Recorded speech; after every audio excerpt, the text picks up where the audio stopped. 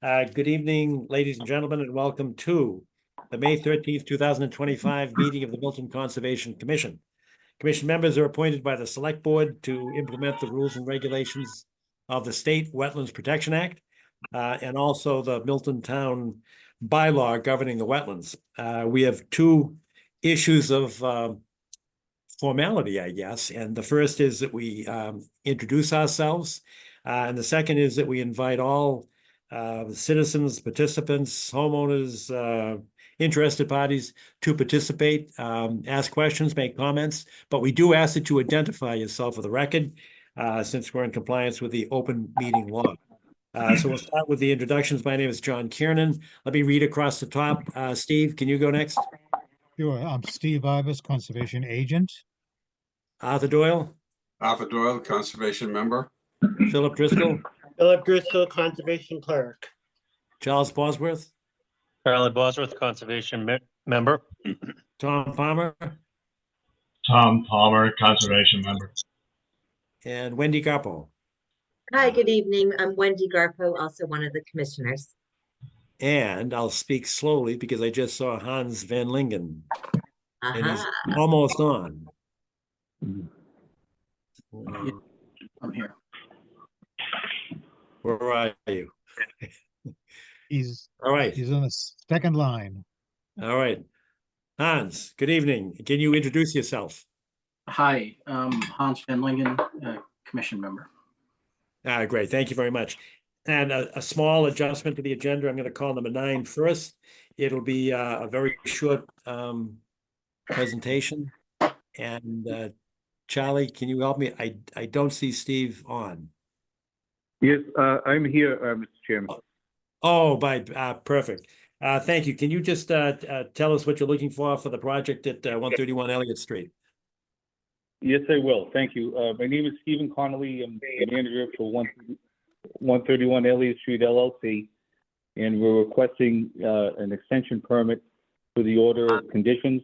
And the purpose of this is to finish the work, which is the planting of 5 4-inch caliper trees at locations to be determined by the town of Milton.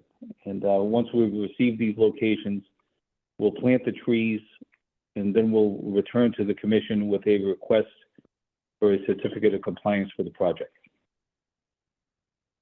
All right, thank you, Steve. And by way of background, a year ago, we extended the order of conditions for 1 year. That year expires on May 24th of 2025. And pursuant to the statute, an extension can be requested as long as it's requested within the existing time period, which it is. And that's why Steve had to come in this evening to ask for it.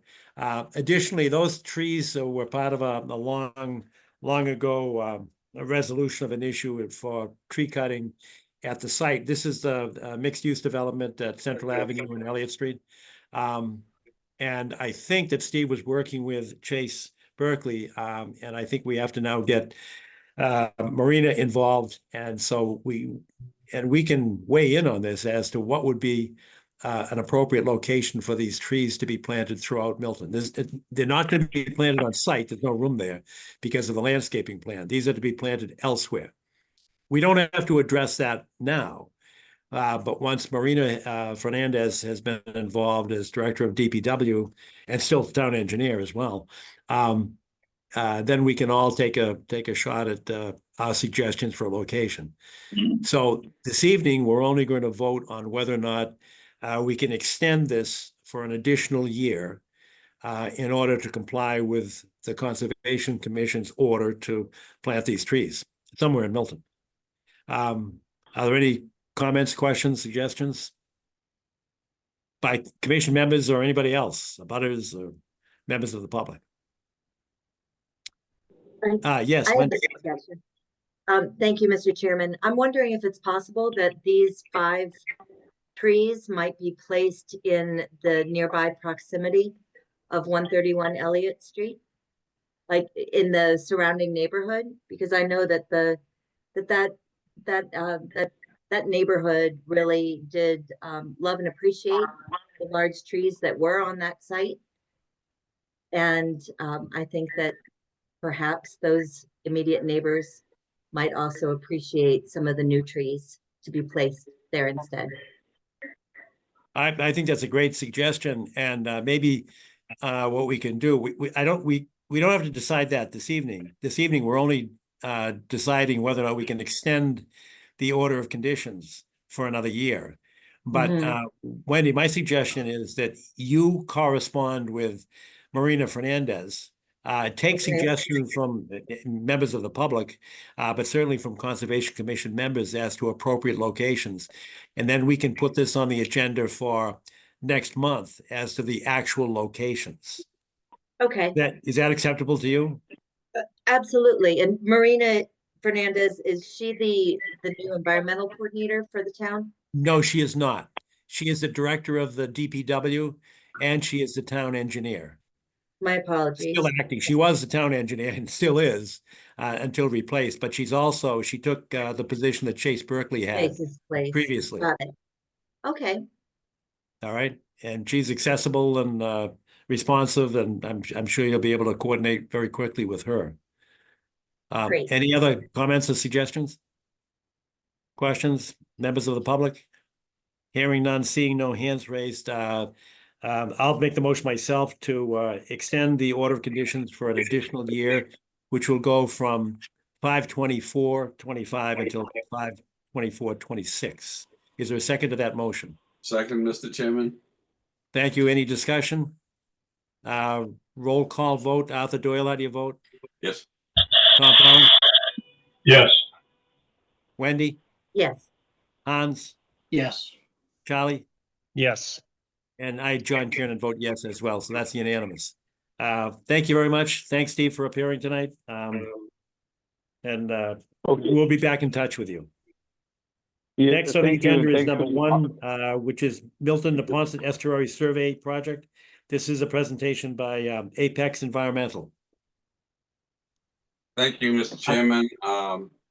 I'd like to welcome to our meeting Tom Callahan. For those of you who do not know Tom, he is chairman of the Community Preservation Committee and has been a solid supporter of the estuary project. The chief engineer for Environmental Partners, Jamie Villette, with whom we have been working, is away at present, not returning until tomorrow evening.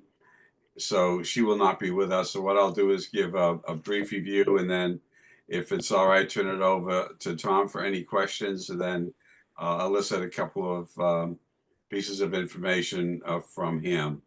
We received a very generous $75,000 grant from the CPC to do a significant study in this area of the town that is very environmentally sensitive and had been acquired by the town in the early 1960s, but had not been tended to for preservation and recreation purposes, which is essentially, in shorthand, the purposes of the grant that the Conservation Commission was awarded.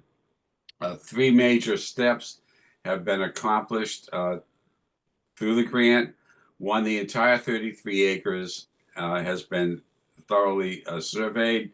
Notices of intent went to all of the butters for that purpose.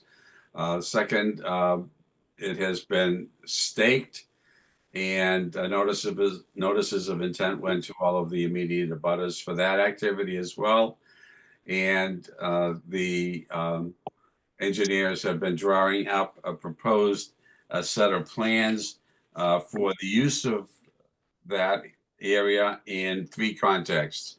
One is a pathway along the abandoned New York, New Haven, and Hartford trail, which extends from the intersection of Thistle Avenue and Granite Avenue along the line of the President's Golf Course out to essentially the Quincy border. And since that time, we have also had, through funding from the Conservation Commission, a Conservation Commission sign posted there within the past 3 weeks.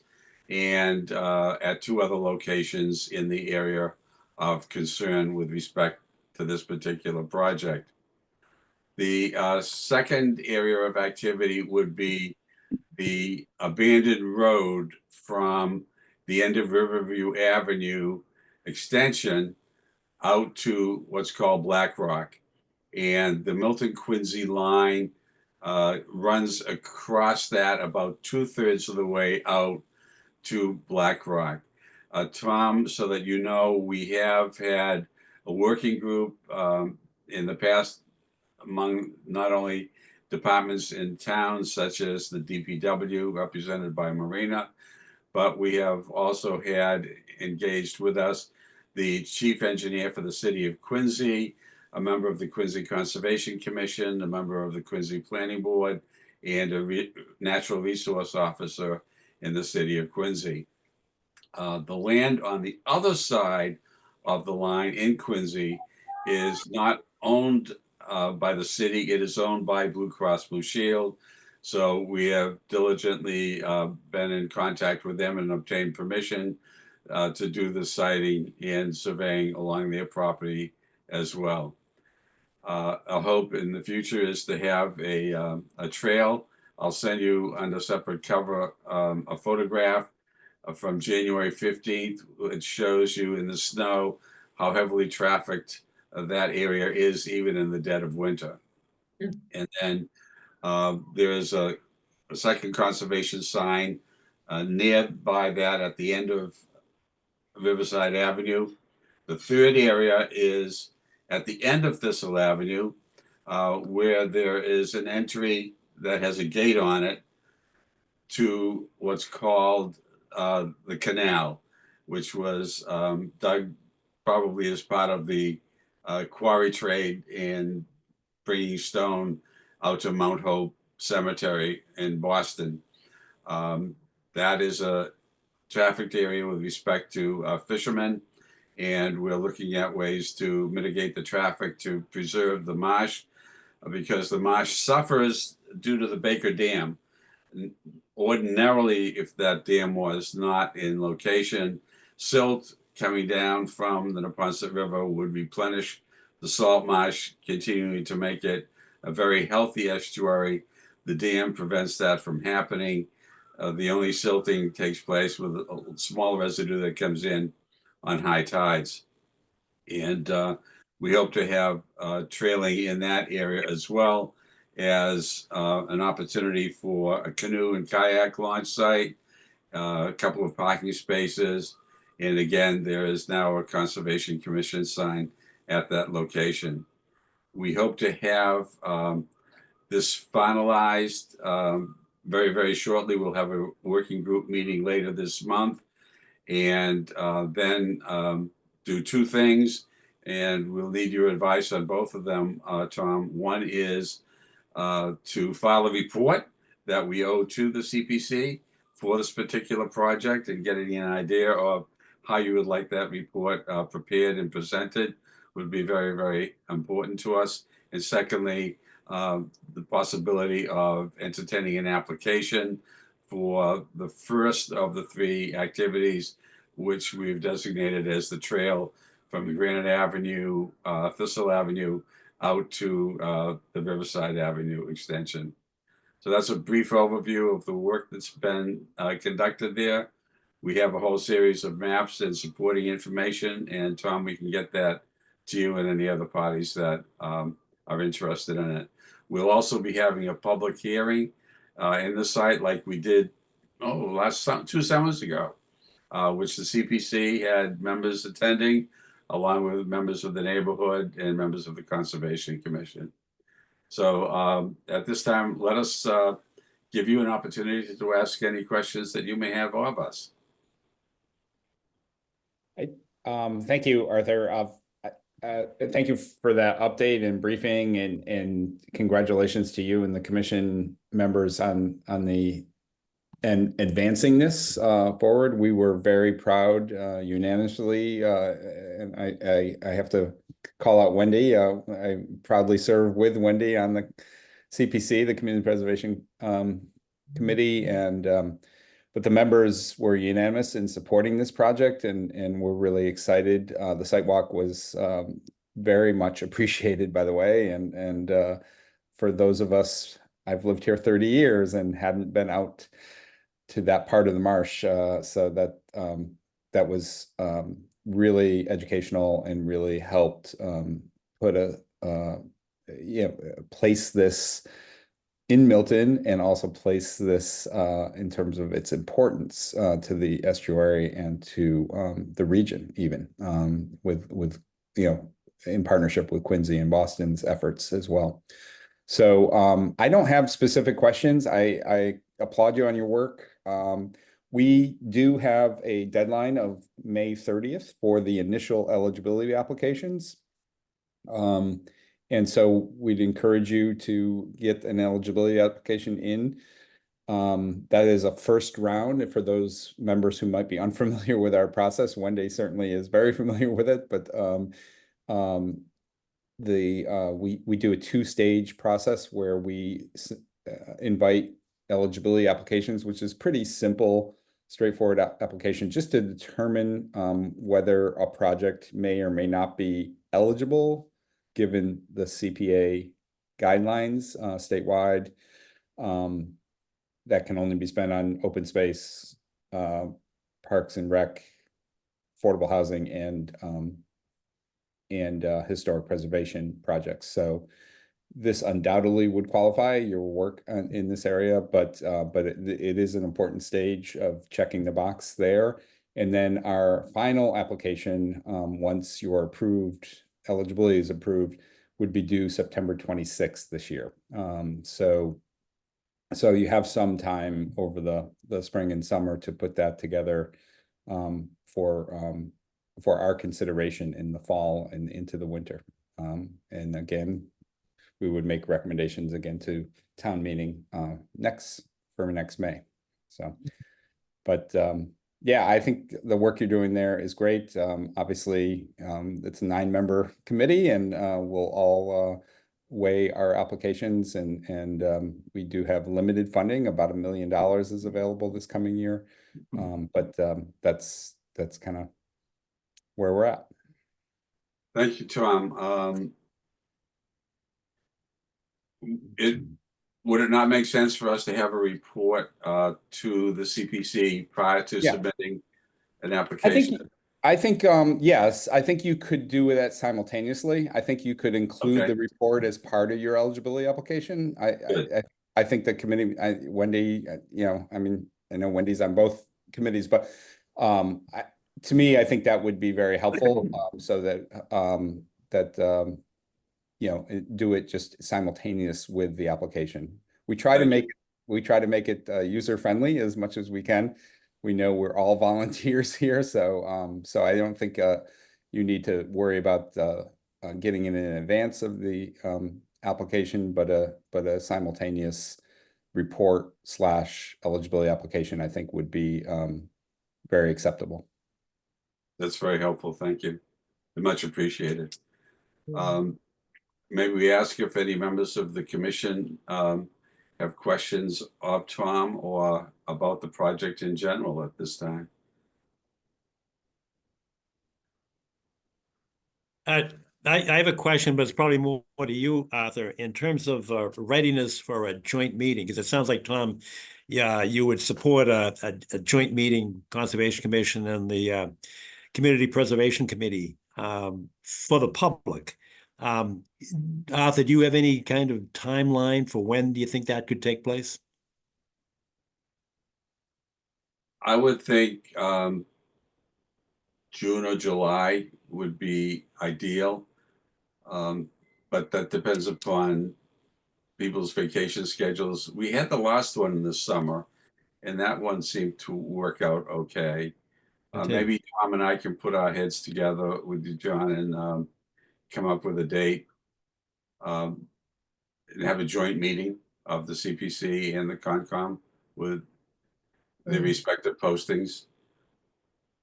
With that, absolutely. We just need to move it forward in that direction. So I want to make sure that we don't just come up with an idea. We need to implement. Yeah, Im- I thought maybe we could come up with a calendar date after we have the next working group meeting Perfect. with Marina and the other people, if that makes sense. It does. Good, and possibly invite the people from the city of Quincy as well as representative of the Neponset River Watershed Association. And Tom, we've been working very closely with them on this because of the major project that they have underway that encapsulate this work as well. And in the ideal world will be over our MBTA hurdle because we want to take a look at not only CPC money to be fair, but also monies that might be available through coastal zone management and other resources. Right. And I'll Right. include that in the report. So just to be clear, the joint meeting you're talking about would be a site Yes. visit. Yes, That's indeed. correct. All right, yeah, yes, I think again, it was appreciated last time, and I think we would look forward to it. And not every member was able to make the site walk, so maybe we'd be able to, this date might work better for some, or work for some of the members who weren't able, and we'll have at least one new member joining our committee from the Housing Authority too. And as soon as we have the working group meeting behind us, then we'll get back to you Mhm. with some possible dates for a joint venture out into the wetland. Mhm. Sounds like a good plan. Wendy, you Sean, had your Wendy's- hand up. Yes, please. Arthur, do we have an ETA for when the final report will be ready from the consultant? We're hoping within a month's time.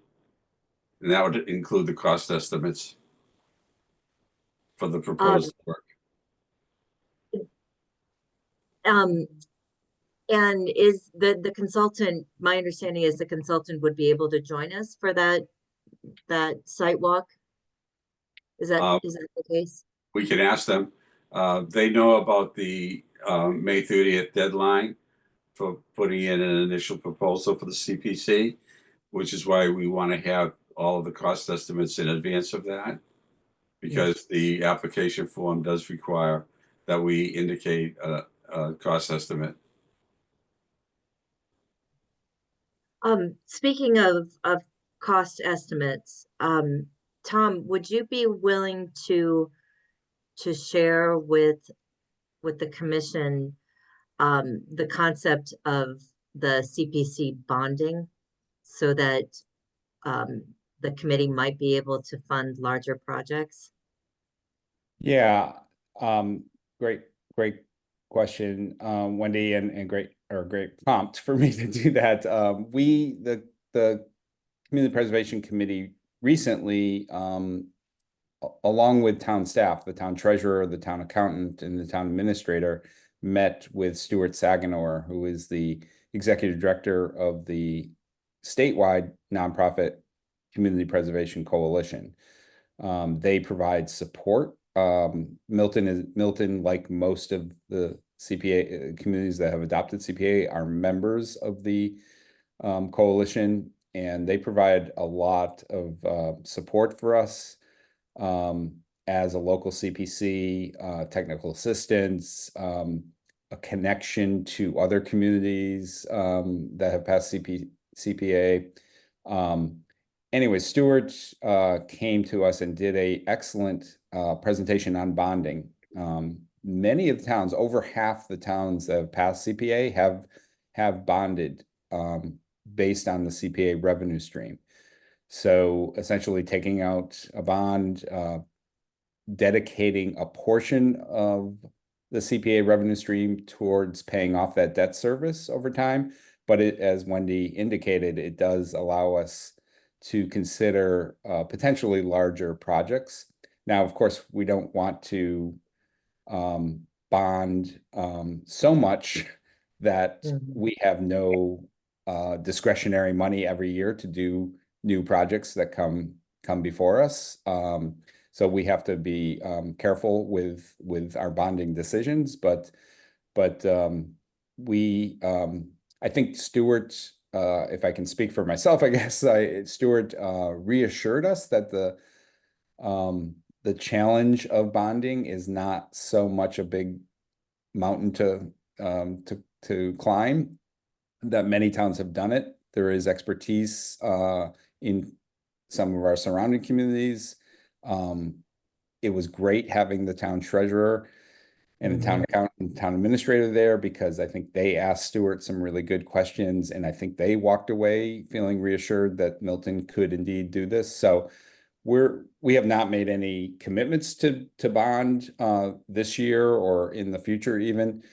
But I think now that we have a little bit of we're 3 years into this CPC effort, we are feeling a little more comfortable as a committee. I think it's fair to say, Wendy, with entertaining the idea of potentially bonding down the road. So that could stretch the $1 million revenue stream we have to like I said, potentially consider some larger projects. So just, however, I know there's other projects in town that are already thinking about our ability to bond too. So again, it will be, a competitive situation, but I think, Wendy, that's an excellent point that we should continue to spread throughout town, that that's something that we can do. And it's really easy with the town's existing bonds. It's really wouldn't really be a huge administrative cost to do it. Thank you. That's very helpful, because we are looking for as many funding sources for this, because this is an ongoing phased in kind of project that we have. Right. So a bonding situation might be actually particularly, a good fit with a phased in project like that. Correct. All right, thank you. Any other question? I think there's a hand raised by Chris Lyman. Are you there, sir? I am. I don't believe I have a hand raised though. Okay, that may be an artifact of my my cursor. Sorry, Chris. Thank you. No problem. Thank you very much. Well, that's helpful, and we'll be looking forward to reports back from Arthur, and we'll work. The working group will be driving forward a date certain, so we can plan for a joint meeting. And it's not just members of the committees; it's the public. This is potentially a big deal for the town. So thank you, Arthur. Thank you, Tom, very much, and thank you, Wendy. Thanks all. Thank you. Thank you, Tom. Thanks, Tom. Thank you. All right, next on the agenda is Climate Action Planning Committee report. Arthur, I'll defer to you on that one. Thank you. The report was previously shared with all members of the Conservation Commission. You may recall that from earlier meetings. There is one takeaway that we deferred to this meeting, and that is whether or not the Conservation Commission would recommend a communication to Milton's 3 state legislators, 2 in the House of Representatives and 1 in the state Senate, in support of legislation that is currently in committee, that is designed to accelerate the wetlands restoration in Massachusetts. Historically, Massachusetts has lost 40% of its salt marshes, and overall salt marshes and non-salt or freshwater statewide wetlands have decreased by 1/3, which is an enormous loss. With the increase of stormwater and rising sea levels, there's a great need to restore the salt marshes and other wetlands. To that effect, the legislation that is in committee would call for doing a number of things, exempting certain projects from the requirements of Chapter 91, providing general permitting relative to certain invasives, wetlands restoration streamlining in the permitting process, and piloting innovation in coastal wetland management.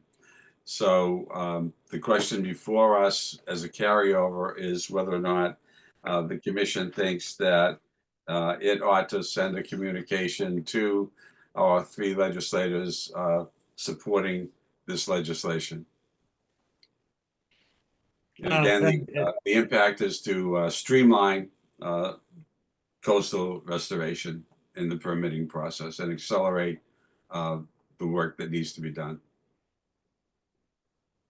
Great presentation, great idea, and Arthur and I have talked about this before, and I had perhaps given evidence of my own skepticism because I've seen legislation being crafted and drafted and revised and edited and stuff, and it's a scary process. So I said to him, Arthur, it's probably a great idea, but I'd really like to read it.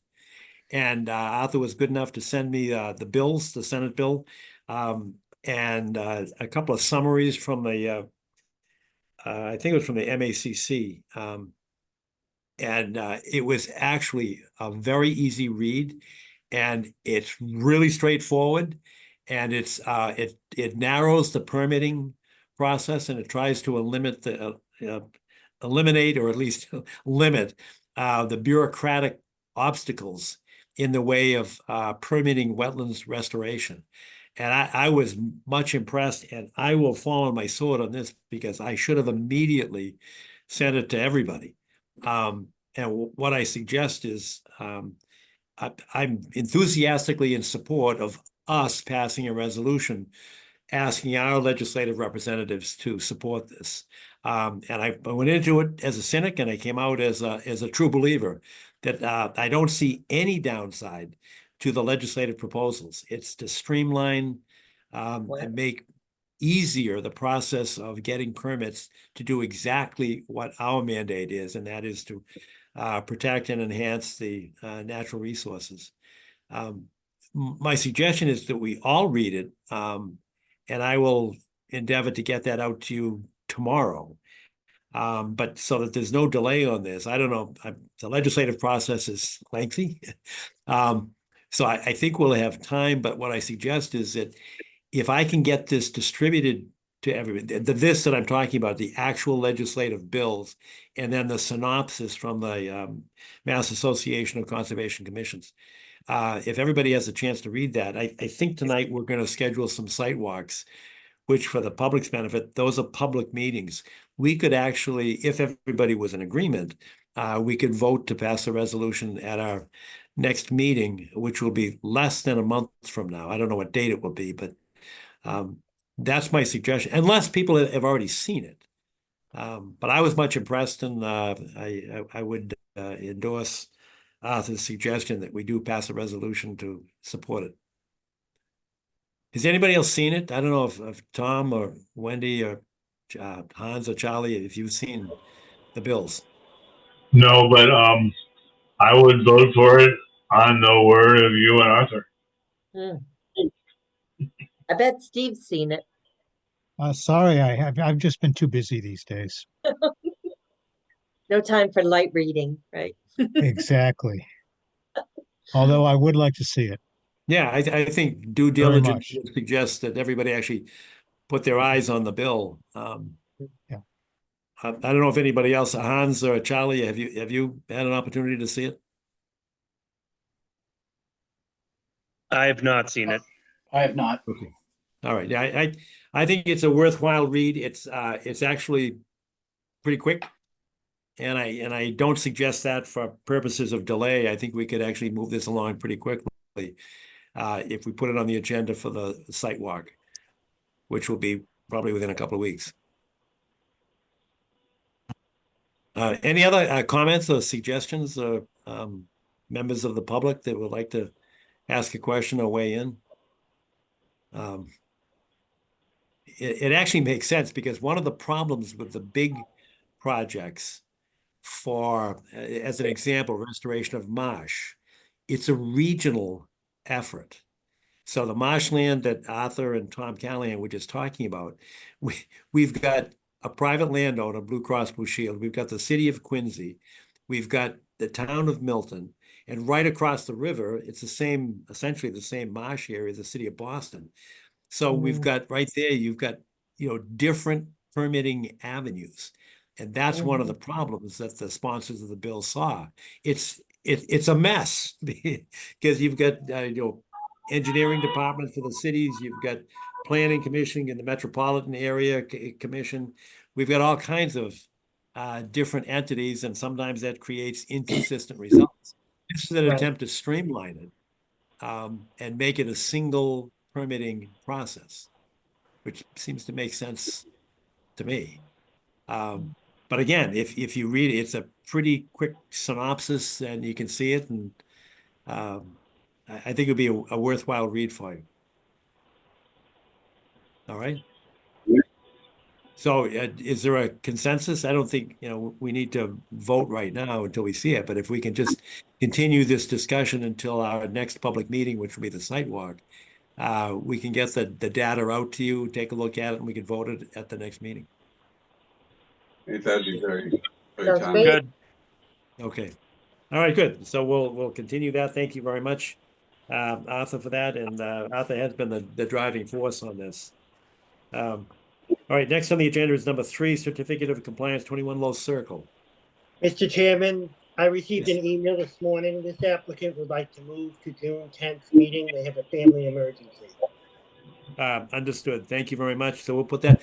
What is the June meeting date? June 10th. All right. With the request by the applicant, we accept that and continue this until June 10th. Number 4 on the agenda is notice of intent 30 Curtis Road. Do we have a presenter? Yes, good evening, Chair and fellow commissioners. Devin Howe from Beals Associates here on behalf of the owner and applicant, the Unquity House Corporation. If it's okay with the chair, I just have a brief presentation I would like to share tonight. Oh, that's great, Devin. Thanks. Steve, can you help sharing the screen share? I hope to. Yes. I can always count on Steve to help me, so. That is true.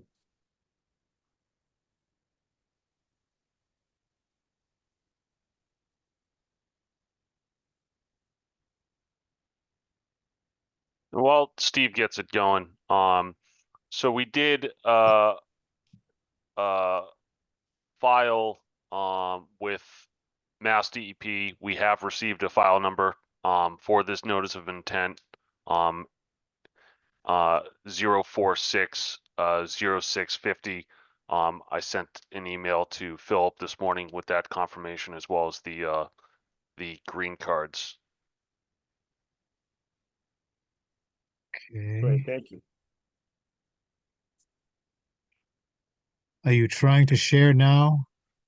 Yeah, I'm still not seeing it. It says I can send a request. I don't know if that helps. Allow. Yes, thank you. That I think did it. That did We'll it. see. I see the option now. Good.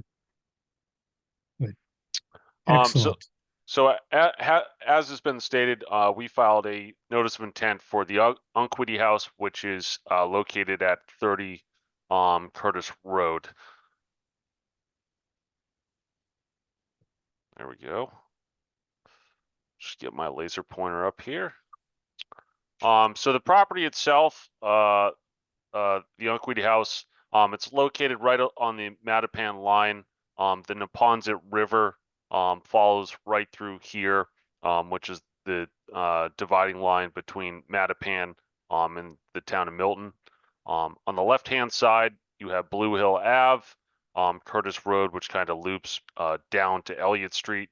Elliott Street continues down this way, and Cliff Road on the right-hand side of the screen. The property itself, 30 Curtis Road, is outlined in yellow here. And really the northerly side of this image really generally follows along the Neponset River, the major natural resource as part of this project. We did identify 3 resources for this notice of intent. The Neponset River, as I stated, kind of generally follows this northerly property line. There's a non-jurisdictional stream that we had identified in the field. It we had identified that there's a pretty large culvert right at this corner of the property that takes probably a large portion of the off-site neighborhoods, but we did not identify excuse me, any resource areas upstream of those culverts to make this a jurisdictional stream. So that's why we had identified that as a non-jurisdictional stream. There is also a FEMA floodplain, which is assigned an elevation, which we've depicted on our project plans.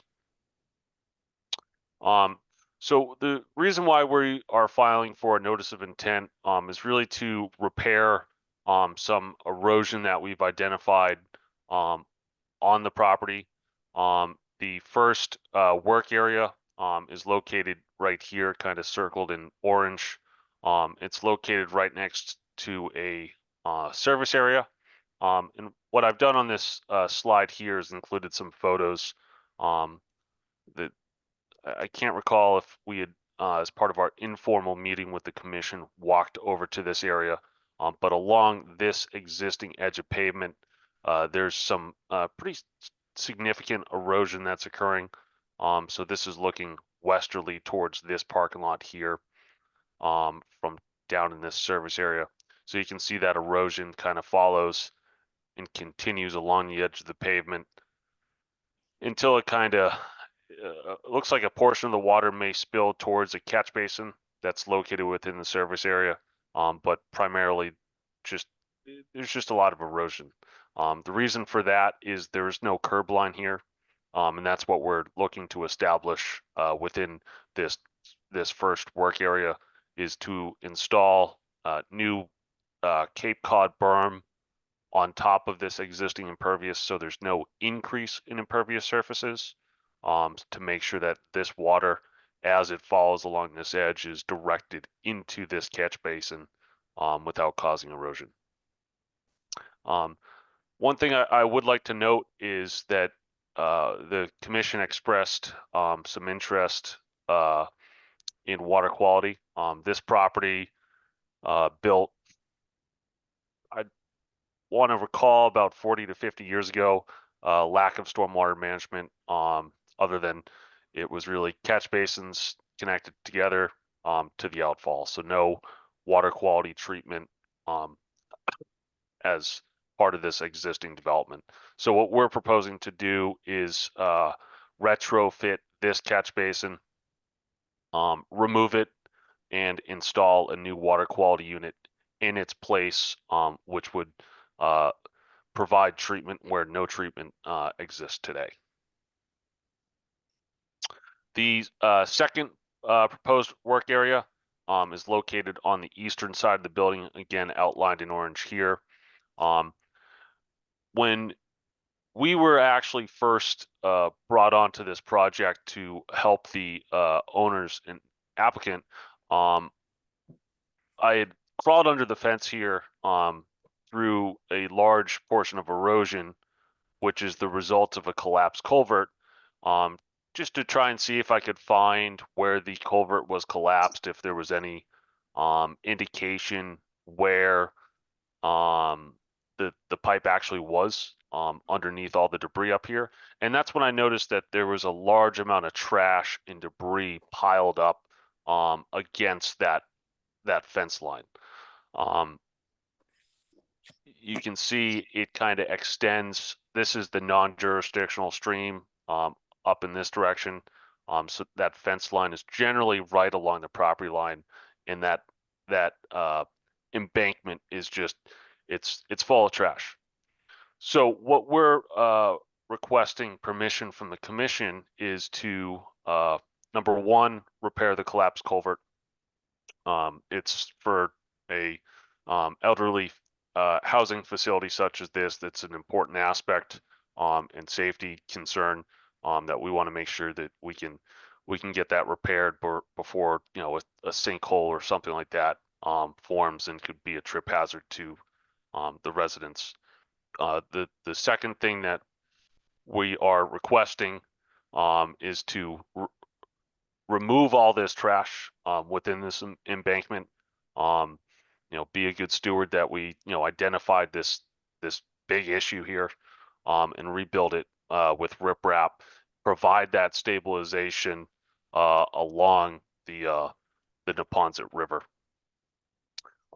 Similarly to what we were proposing with this catch basin on the western side, we would also propose to remove the existing catch basin that's kind of located central of this parking area, replace it with a water quality unit, provide that treatment to stormwater where none exists today, before it kind of everything goes this way towards the Neponset River. The last thing that we would be requesting to the commission is that trees have been identified in the field with flagging, which we would be seeking to remove. Some of them are extending over into the development area, and just with elderly residents, we want to ensure that there's no safety concerns as people walk along the river here. It's important to note that in what we've noted on the plan is none of those trees we would propose to stump, so the roots would stay in the ground to ensure that there remains good stabilization along the river. With that, I will turn it back over to the chair and answer any questions or comments there you may have. All right. Well, one of the things you mentioned, Devin, was you indicated a non-jurisdictional stream. We're pretty sensitive to jurisdiction, and for the public's benefit, please understand that the commission had a public meeting and we inspected the site, which was very, very informative. So we've been and seen all the things that were mentioned by Devin, and he did so very accurately, including the trash that's right up next to the fence there. The collapsed culvert is an issue, and we happen to have been doing some work in the adjoining property, which I think is 531, Elliot. I'm not sure the number, but I think that's close. And I don't know if that's an intermittent stream or a non-jurisdictional stream, but I suggest it doesn't matter. I wouldn't want to declare it non-jurisdictional because I think that area is probably within 200 feet of the Neponset Bank. I'm not sure of that, but I don't think jurisdiction is going to be an issue. The same with the culvert. I don't know where that water is coming from that as you said, could cause a sinkhole in the parking lot. So I'm just trying to stay away from the verbiage non-jurisdictional. I think we've got it anyway. And I don't want to declare something as something other than an intermittent stream. So I think it should be a non-issue is what I'm suggesting. The other issue is on the tree removal. We do have a tree replacement plan, but it doesn't apply if it's maintenance. If the trees are dead and creating a public hazard, then certainly you could take them down, and that would be a recognized exemption from the Wetlands Protection Act. But if it's done for other reasons, construction of, rebuilding the culvert or for some other, reason, even aesthetics, then we would look to have some kind of a tree replacement component to the plan. We've seen it, and I don't necessarily think we need to go back and see it again because we are familiar with what you described. But I would, is there a tree survey? I've got the book in my hand. Have you identified the trees that you anticipate taking down? At the last time I was on site, which was a few months ago at this point, they had not yet been identified. There are some trees that, even just looking at this plan, or this photograph here, you can see there's some trees and vegetation. So I don't recall what we have not, to first answer your question, we have not done a tree survey. But there would certainly need to be some level of trees and or saplings, depending on how we will define it, that would need to be removed as part of this this repair work. All And I right. guess I And would go ahead. I would ask, you know, is would the commission offer some relief to that to the tree, given that, you know, the reason that we're proposing this work is, you know, it's not like we're trying to expand the parking lot or something of that nature. We're just trying to be a good steward of the land here and fix some erosion that's occurring down into into the river. Well, I think the answer is yes and no. If it's part of your project to remove trees, that falls into two categories. One, we have a performance standard which requires replacement of trees, not necessarily on site, although it's preferable to have them on site.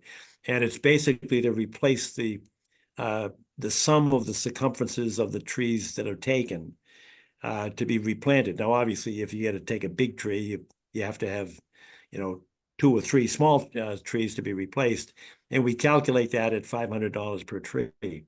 If it's a question of taking down a dead tree that poses a falling hazard for the residents, whether they're elderly or not, that would fall into the maintenance category and would not require tree replacement. But we try to be pretty consistent in the application of this performance standard.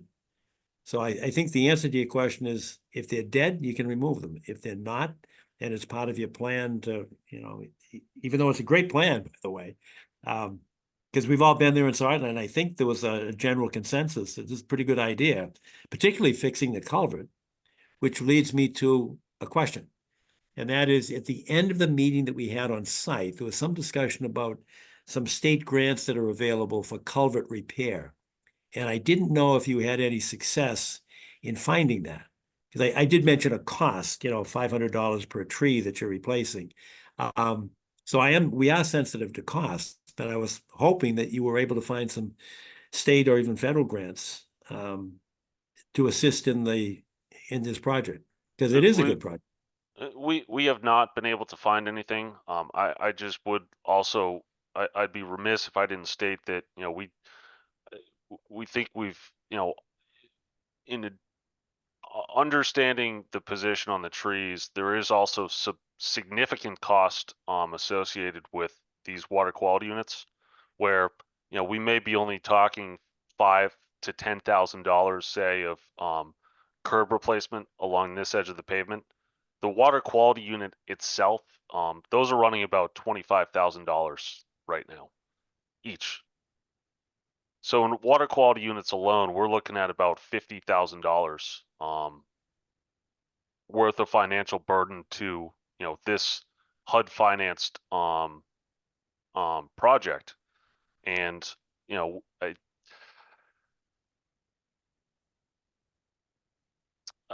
I guess what I'm asking is, you know, for what we're doing in the water quality standard, could we receive some flexibility in your tree ordinance, as well as understanding that, you know, I think the alternative is, if this project becomes too economically burdensome to get funding for this project, I think that the risk of not moving forward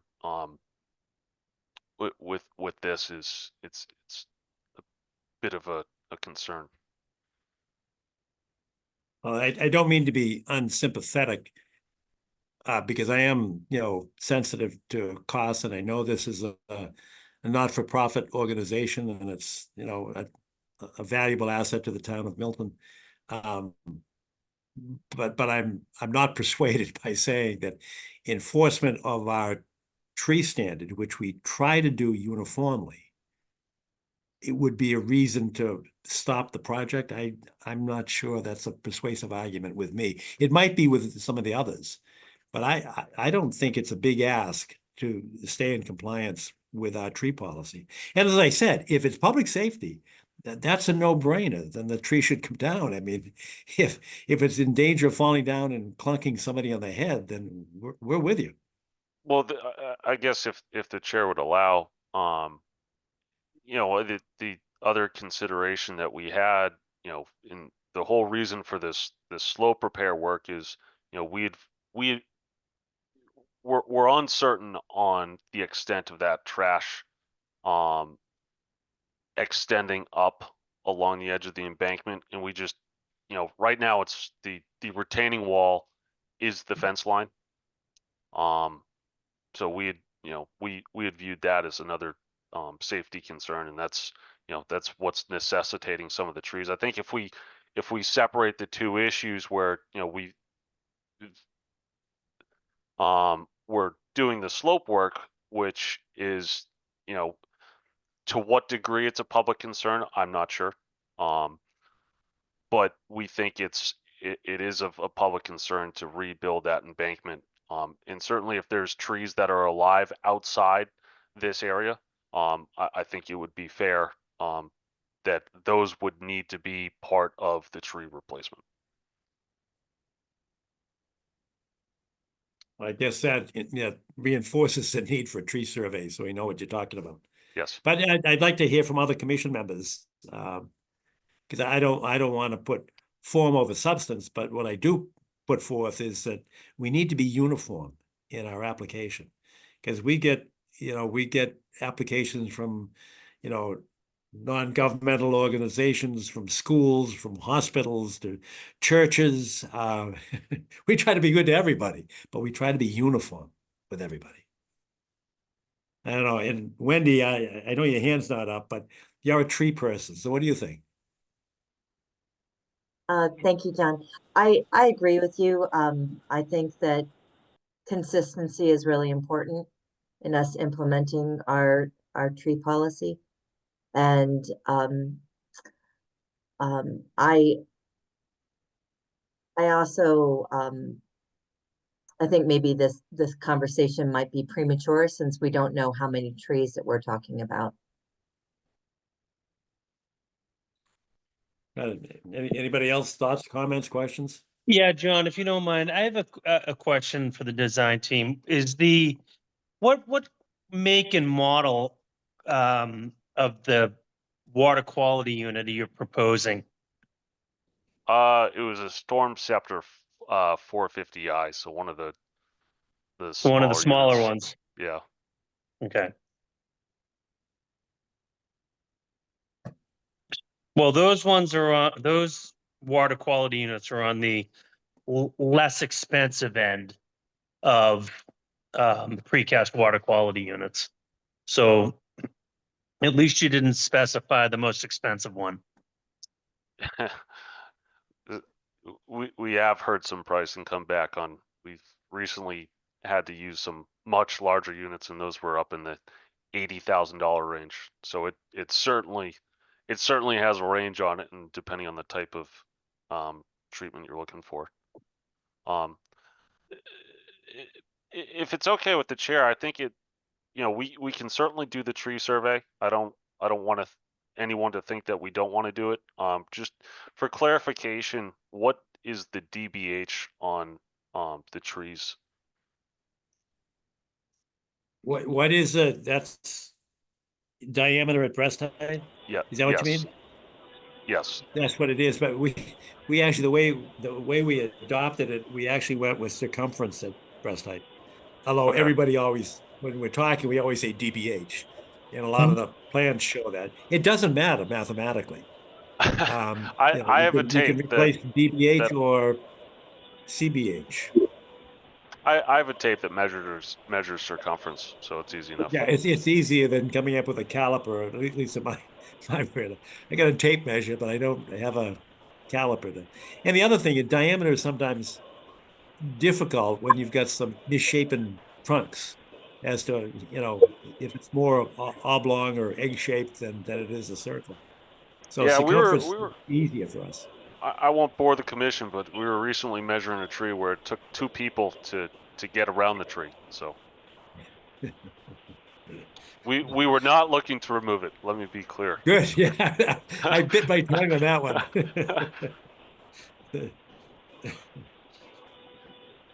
Yeah, it's like that story in England where somebody cut down the great sycamore and at Long Hadrian's Wall, and they were just both prosecuted. The two guys that cut it down, And that was a gigantic tree that had become a national monument, I guess. No, no, you're not gonna see me on the news for that. Good. Good enough. Thoughts from commission members? Maybe we could do is go out and take a look at it. I know we've seen it, but after the tree survey, that would be pretty helpful to me, I know. Any other thoughts on that? Tom, Can I know mention the area very well. Could I just ask, I haven't really pored over the plans. The fence that we see here in the inset photos, holding the garbage back, what will replace that fence? I assume there'll be another fence, is that right? Let me go further. It's a little bit easier to see these photos. So you can actually, you may be able to see a little bit better. There's this kind of rusty old fence here. Yeah. We would be proposing to remove that second fence in its entirety. So Good, the it fence, doesn't look like you can save it. yeah, there's no need for the retaining wall fence anymore. We would be looking to just maintain, I don't have a good photo. A gate. It was one of the comments during our site walk to have a gate to maintain access down to the river. So we would maintain this fence up at the top of the slope, putting a 5-foot wide gate to allow access down to the river. I think I see a shoe in that picture, kind of the middle low, like the bottom of it. At any rate, congrats on the great photos. You really worked your flash to get these photos. They turned out a lot better quality than I would expect. I can thank iPhone for that. There's like beautiful trash. I tried to look up some dates. You can pull out. I think there was like an old Miller Lite can in there, or cola can. I want to say it wasn't even a logo I recognize anymore. Well, you know, this is an investment in the property, which is always good to do. Really.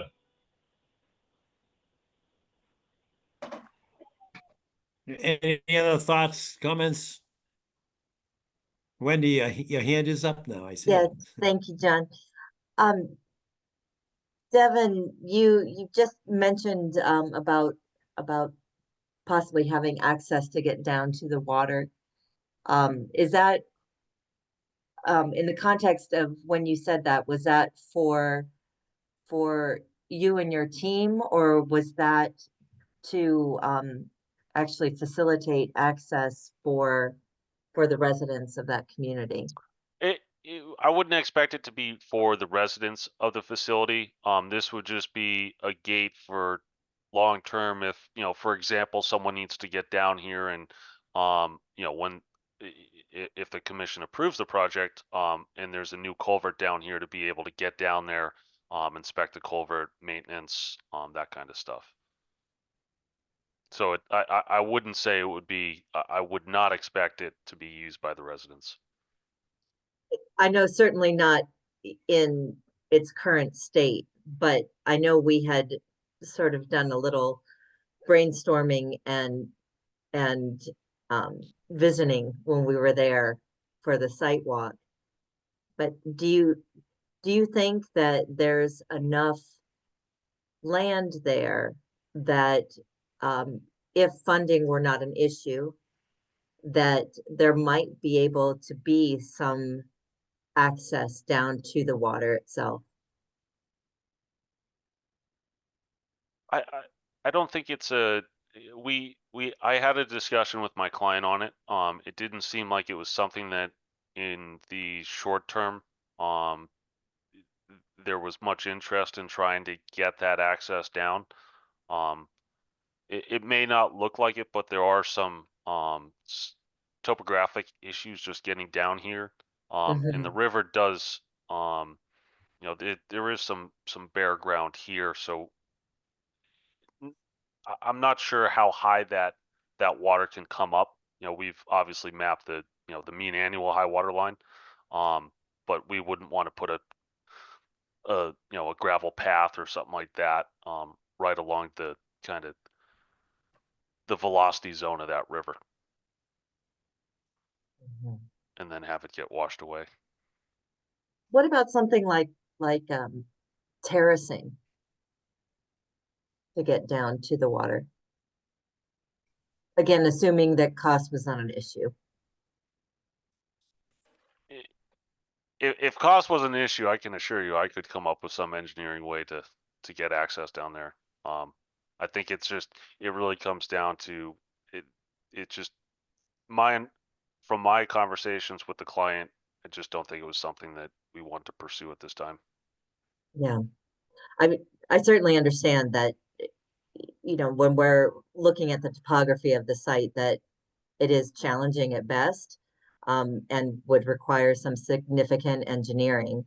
But the perspective that I'm looking at it is that there is really very little access to the river itself in that area. And I know we had talked about you know, different funding sources that might supplement the work that the owner is pursuing. But really, this is just you know, from my limited experience in grant writing in conservation projects, this would be just such a sweetheart of a project for something like a 319 grant, which is significant money. You know, a couple $100,000 that perhaps more that could be available through state and federal grant program. And I understand that the owner may not, you know, be in the position to move forward with something like this on their own, but that is a dialogue that I, for one, would love to have with them and provide whatever assistance and technical support to at least explore submitting a 319 proposal for something like this. What I can do is, obviously the commission's not gonna, well, I don't want to speak for the commission, but my take is the commission's not gonna take a vote tonight. So I can certainly have that conversation, with the client, and let her know that. Thank you. And also to be clear, a 319 funded project would also help pay for the cost of the stormwater treatment that you're proposing here tonight.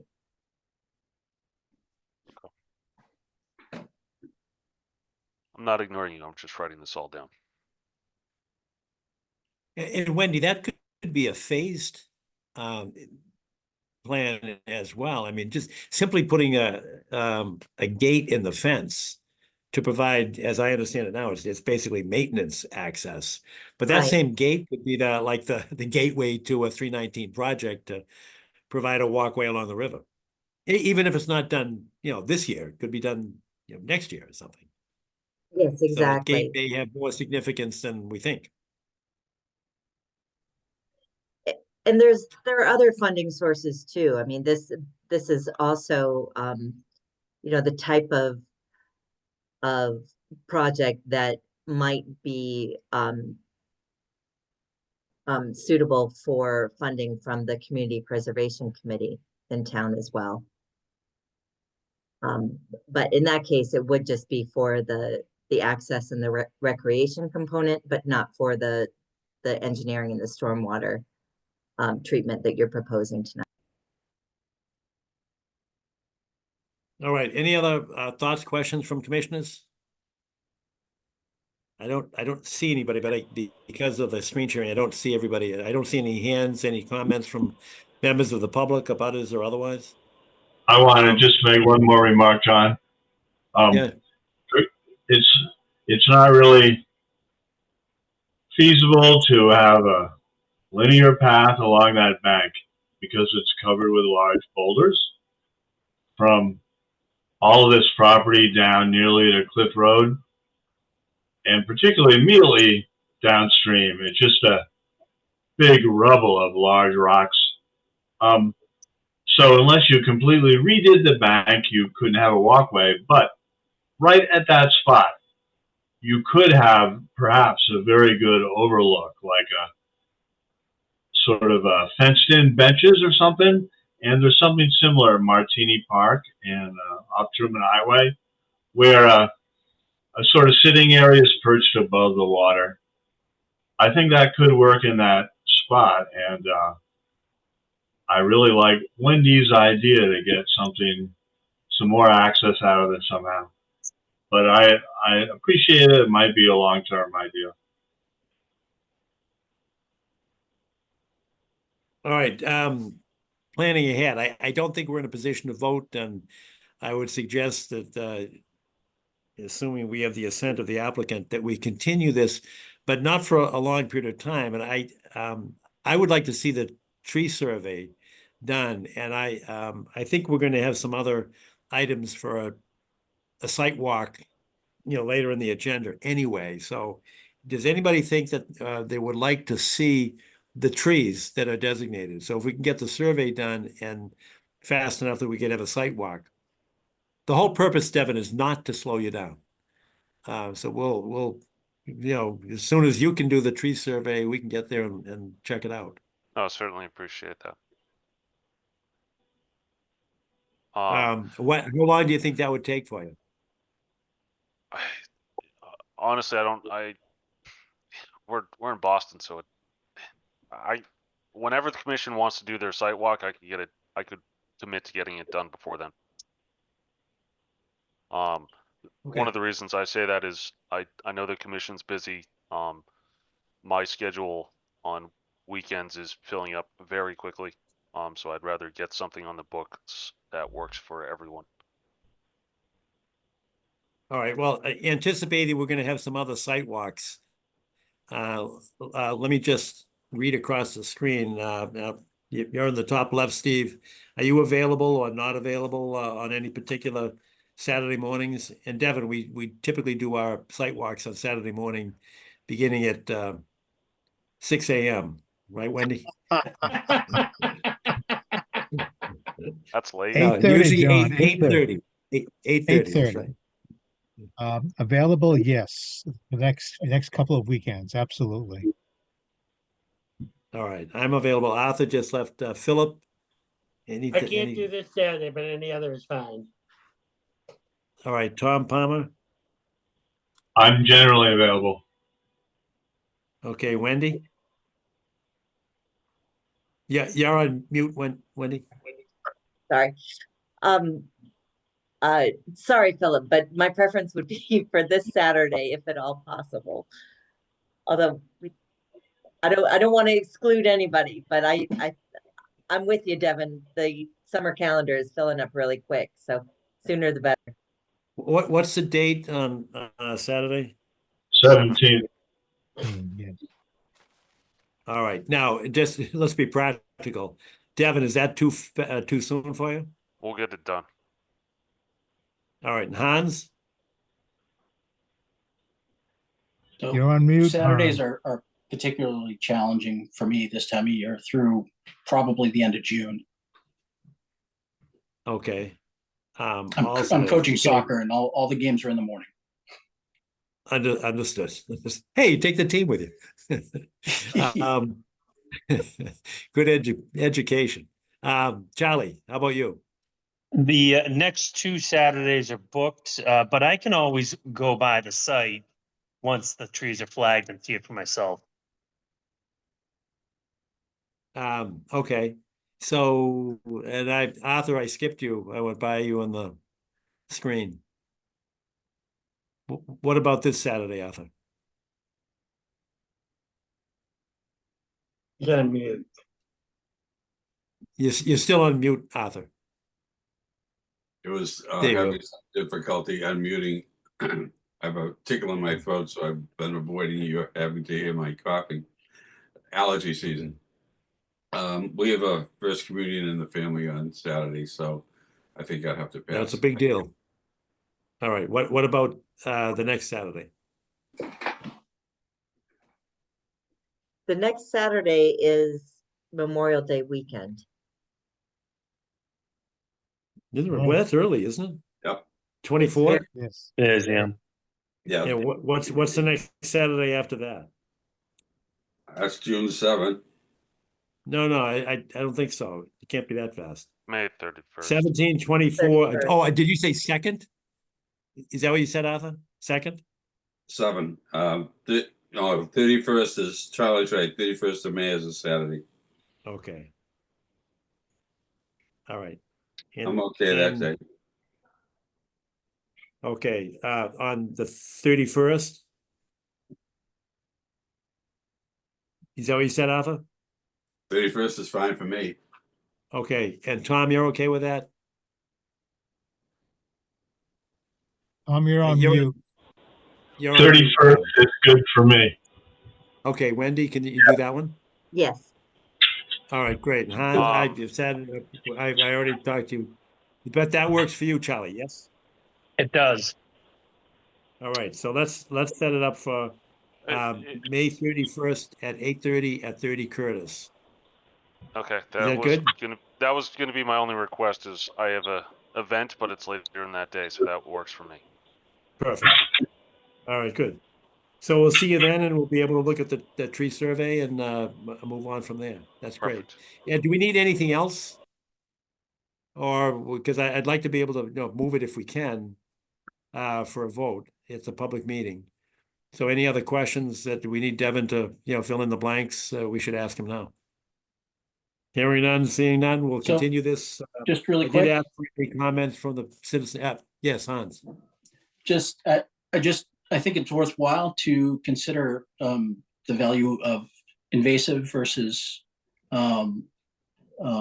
native plants. So if we're talking about, trying to have the conversation about tree replacement, if majority of those plants are invasive or don't have high ecological value, I think that we might be able to have some leeway on how we apply the standard.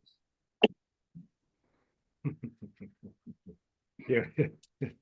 That's Always- called the spark that starts the prairie fire. Yeah, If you're talking about Norway maples, yeah. which is a tree. I don't know. I'm only looking at 33 years of, we've included Norway maples, if that's what you're talking about. I don't know. Why don't we postpone that issue? All Okay. right. Just trying to help out. But the tree survey will have the species of tree as well as the size and location, correct? Yes. Correct. Yes. Okay, so we're on at 8:30 on site. We met there previously, so we're good to go. Devin, thank you very much for your courtesy and presentation. Of course. Thank you. Thank you, everyone. All right, thanks. Next on the agenda, number 5, notice of intent, Max Hewlin Memorial Skating Rink. And thanks everybody that's waiting to speak, so I appreciate your patience. Good morning, good evening, Mr. Chair. This is Tom Keel from AECom. I'm here tonight on behalf of DCR, representing the Ullin Skating Rink parking lot resurfacing and stormwater management project. Hey, welcome. Thank you very much for attending and for your patience. You're welcome. I am attempting to share a screen. Please let me know if it works. It looks like it's It going looks to. like you're in. All right. There you are. Perfect. All right, so here we have the Ullin Rink. To the east, or to the west rather, is Pine Tree Brook with its 200-foot riverfront area that extends partially to within the parking lot here. There is a bordering vegetated wetland associated with Pine Tree Brook, and that casts the 100-foot buffer zone through about halfway through the parking lot. Probably takes up about 60% of the parking lot in its entirety. DCR would like to come in and resurface this parking lot. It's in really rough shape. And while we were out there doing our site inspection, we made a little discovery that no one had ever looked at in the past, since it was probably paved the last time. There's no stormwater management whatsoever on this parcel. When you look at it, the lot is extremely flat. So with the naked eye, it's pretty tough to tell which way flow is going. And for the longest time, people just assumed that this catch basin here was for the parking lot flow. But we actually have the 42-foot contour here, the 41 in the back, and then the 40 right along the edge. So this catch basin only catches what rolls in off the street. And then the entire parking lot sheet flows right out the back towards the wetland that borders Pine Brook. So in order to remedy that, we've looked at a few options, and we came up with shrinking the size of the parking lot here in the back end. So we're going to remove a couple thousand square feet of pavement in this area, shift all the parking spaces forward, and install a long linear infiltration basin in this area here. We've managed to fully meet a majority of we've fully met the applicable standards within the stormwater management policy. And we can come down here to the design. So it's going in that area instead of like trying to push it out or move off to the side, especially here to the left-hand side of the plan, which would be the south. It's just heavily wooded. So in order to install the basin in that area, we would have had to cut down numerous trees over, like 4,000, 5,000 square foot area. So instead of that, we're just removing asphalt. We're pulling everything back. We have the long linear feature here at the end and a spillway. And I will zoom in, so bear with me for a few seconds here. And as you can see, here's the existing tree line to give you a little perspective. We're not venturing out into that tree line with the basin. So the grading, everything will be done basically from where that guardrail and the edge of the pavement as it currently exists, moving towards the street and the parking lot. Tom, do you have a distance there from the wetland flags to the spillway? It is fairly close. It's less than 5 feet in some areas. Because it's it's a toe of slope wetland. So the parking lot was built up. I'll zoom in a little so you can get an idea of some contours. And we jumped from 40 right down to 37 in that wetland area in a matter of about 5 feet, 6 feet. Okay. All right. I mean, go back this seems to- like from a jurisdictional point of view, that makes a difference to us. It sounds like a great project, so it shouldn't be a problem, but we have a 25-foot non-disturbance zone that we would have to address separately. It's a separate vote for us, and we'd have to show that there is no significant adverse impact on the resources that we protect. That's a specific vote we have. Understood. While the activity is occurring within 25 feet of the wetland, it's occurring in an area that's 100% disturbed. It's already asphalt. Right, understood. Yeah, so we did address that within our notice of intent, the variance. And, it's a conversion of an impervious surface to a pervious surface at this point within that Understood. area that's not going to require vegetation removal. Right, as I said, I think it's a great project.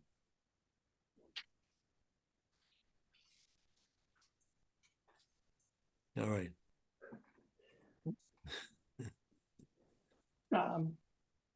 That's Can it. you- It's a relatively short presentation. It's ripping up asphalt, putting in an infiltration basin, but I'd be happy to answer any questions you have. All right, can you tell me what the ownership is of the land where the rink itself is, where the building is? Who owns that? I'm going to switch figures. I'm going to go back to the environmental constraints figure here Yeah, and right. shrink it down. So if you see these purple lines here, Mr. Chairman, Yes. that is the lot that the rink in the parking lot is on.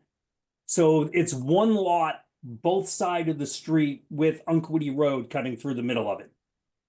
It's one continuous parcel.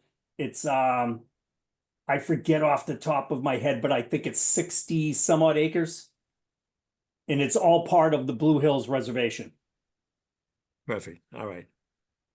And this is, you'll think I'm a nag because this goes back 20, 25 years or so, but we had a bit of a go around with DCR years and years, decades ago, because at the top right-hand corner, see where the yellow outline is of the building in the parking lot? Yes. They dropped the ice shavings from the Zamboni, and they used to drop it right in the wetlands. Oh, So we went round and round, and they put boulders there, and then they finally put a guardrail right there. And so the deal between the Conservation Commission and DCR was that you'll keep it on the, as I'm looking at, I guess it's the south side of that yellow line. So yes, but there is. for years There is a we saw guardrail piles over here of now. snow. What's that? There is a guardrail now out Right, in that right. area to make sure the Zamboni can't just go driving, Yeah, they cross used country. to drive right into the wetlands. Yes. But they've been good for the last 20 years or so. So I salute them. Thank you. All right, that sounds like a good plan. Would anybody like to go out and see it? I don't need to. I don't need used to to. skate where the parking lot is. Anybody want to see it? I have a couple of remarks. Shoot. On the plan we were looking at before, this one, showing the parking lot, could we go back to that? Of course, yes. Do you see where it says upper left, grass restoration? Could you just point me to? It's just a label up close to the top of the image on the left. Restoration right here. Yes. Yeah, now there's no grass there now, right? Isn't that the case? No, it's mostly poison ivy at this point. I would disagree. I would say it's mostly Japanese knotweed. That entire corner is all sprouting up really thick with the knotweed. All right. And when I was out, I didn't get past the poison ivory. I basically I stopped my site inspection right then and there. well, as you go along the back side of the lot to the right, eventually, yes, you do get into some trees. Yeah. But that filled edge you were talking about at the corner on the left, where it goes around the corner, it's completely become a thicket of knotweed. Now, as you say, there's a guardrail there. When you put in this basin, are you removing the guardrail? Yes, because the guardrail's at the edge of the pavement, so that will come up, and it will be relocated right to the new edge of pavement. All right. Now, as a wetlands person, you know about invasives, and I would think that you know that this is a really obvious and robust takeover of a public area by an invasive, but your plan really doesn't propose to do anything about that. Is that okay with you, or do you think you could do something about it? Well, DCR does have an invasive management program for the Blue Hills in its entirety. Yeah. The way they will have to be diligent here. I agree with you completely. After they loam and seed this area here, they're going to have to be diligent to prevent the spread of any invasives that come up here. They're going to have to properly dispose of any soil that they excavate. It might have rhizomes in it as well. All right. Yeah, I think that's very good. But the fact is, all the area where you're not working, namely the slope down of the wetland, is the area that has been taken over. So you may be successful keeping it out of the basin, but you will not have improved it at all. And so, yes, I hope that part of this project could be dealing with the knotweed. Earlier, we were discussing permitting requirements that have made restoring wetlands difficult. This admittedly is just a fill slope, but it's right next to a wetland.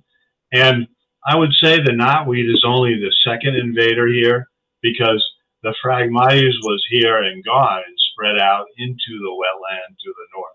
So I'm just saying that there is another issue here if you're looking at it from a vegetation standpoint.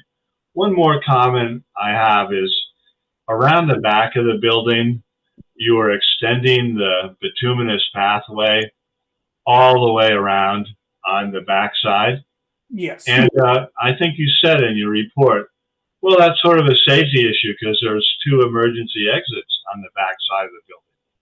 Now, I would agree with that, but I would just point out that you can walk back there today. If you do, it's entirely shaded by trees that are along the wetland edge, and it's all gravel, and it remains open almost by itself because it's shaded and a gravel base.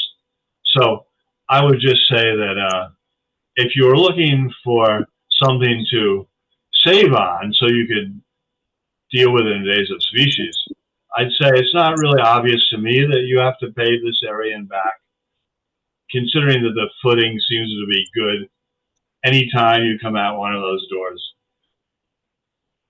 That's correct. I agree with you. Walking back there is no problem, but it's emergency exit and somebody who has a wheelchair, or if an emergency crew needs access, a stretcher or anything like that, they wanted the paved surface. That was a request directly from the rink manager. For this project, it was not something we intended to do when we originally started to address stormwater management. But they I don't have any problem with it. It's just a little extra that didn't seem to be critical. So do we need to see it? I drive by there all the time, so I know what it looks like. I don't have to see it. This is, yeah, I agree. This is a good project as far as stormwater and better treatment, but it is one of the worst sites in the Blue Hills for invasives, I think. One of the most obvious ones. So I don't really know how to get rid of knotweed. If I was hired to get rid of this knotweed, I'm not sure what I would do, but I would say it needs work right there. I have been tasked with that very unfortunate item in the past. And it is a multi-year, multi-season, heavy chemical laden process. In order to do it. So that's the way it's done nowadays. Yeah. So I talked to DCR in regard to their overalls, invasive species management. And perhaps as we're doing this work here, we could put this on the, bump it up the list for their priorities. Well, it is I think an opportunity when you're working right there. Mm-hmm. That would be a good piece to add. Yep, I would agree. And I will talk to that with DCR and come in the past rather than broadcast spraying. I've done this in Quincy over at the Granite Quarry site that's over there, and they actually went and injected the stems of each with basically the Roundup is the common name for it. Rather than cast spray. Yeah, I would support adding that. I think if you don't do it, there's be no improvement in that respect.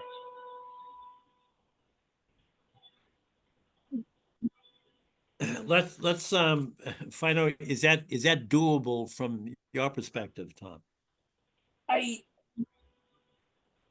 Everything is doable. Whether it will be successful or not, I do not know, and I wouldn't hazard a guess at this juncture. The one site that I've worked on for 5 years was the New Bedford Harbor cleanup, and salt marsh restoration. And 5 year, we started treating the knotweed and the frag in year 1, and we were still treating the same areas in year 5. And we had not eradicated the species, Wow. right? We had shrunk it quite a bit.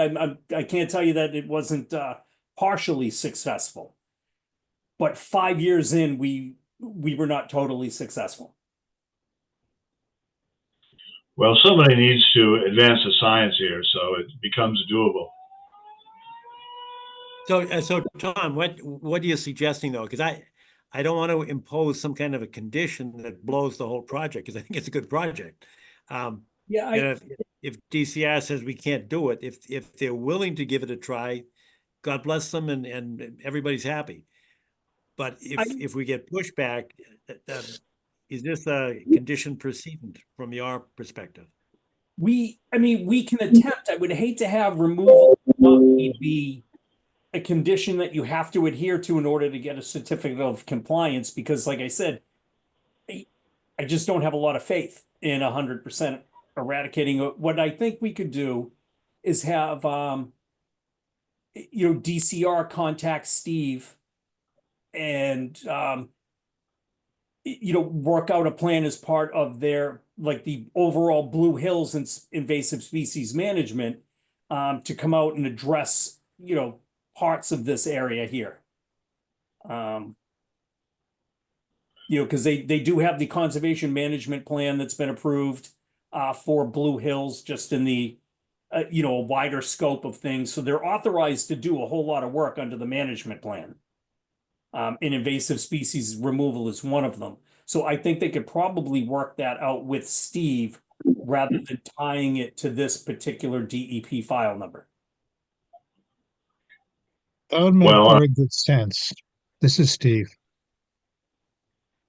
Yeah, I would be okay with that too, because we don't really have a magic bullet to say, you'll do this one time and problem is solved.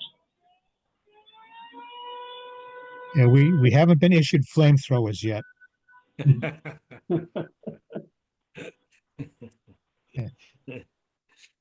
True. All right. So if you can live with that, Tom, is that acceptable? Yeah, that's, Sure. I think consulting with them and seeing if there's a way to combine the work, that would be fine. I think when you're there and you're working, you could perhaps do what you do, namely inject all those stems.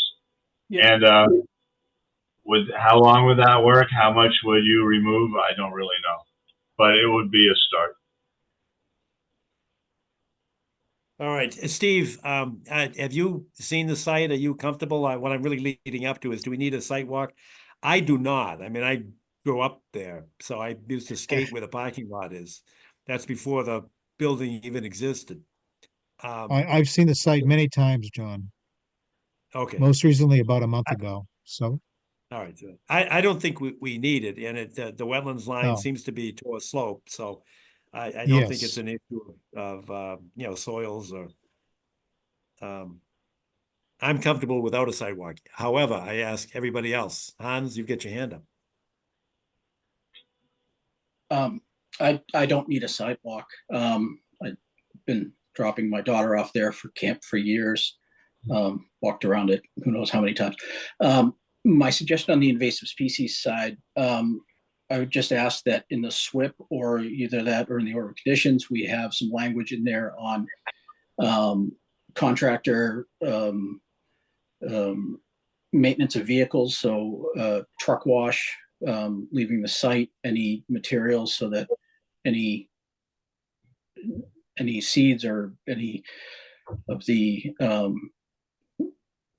maybe contaminated soils are maintained on site. And then also it would be helpful if, like you said, DCR would provide us under separate cover information on where this wetland area sits in the overall plan for invasive species control. Very good. Yeah, that truck wash is important because I know the seeds get transported by the trucks, and it helps the Japanese we'd expand its presence. But that's, and I think, Steve, you've got language that would, you could just kind of block and copy on that. I think we used that same condition for 107, 111 Highland Street, Yes. the memory care place. Exactly. I think we can just block and copy. And Tom, for your benefit, it's an easy, I know it puts the onus on the contractor, but just, wash your tires and secure any kind of a soil transport that you're using, because those seeds will go everywhere very quickly. Exactly, especially with the rhizomes as well, for knotweed. It's a little filament like a hair, and that's really, you don't need much more than that. So when we excavate, we cover the material with a tarp in the back of a truck for transport. So we don't have that stuff just blowing around the neighborhood. All right, good. All right. One more question quickly. I did read through the report.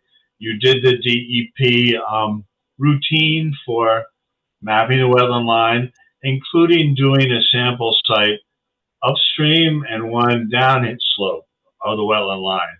But I could not find on any plan where you had said where the sites were that you did the work on. There was one upland and one wetland site. Oh, I apologize for that, Tom. They should have been located on this figure. All right. I looked at all the figures looking for Yep. And you didn't miss anything, Tom. It was not there. Yeah. I know one of them was done here on All this right. side of the parking lot, and then the other was done in this area over here.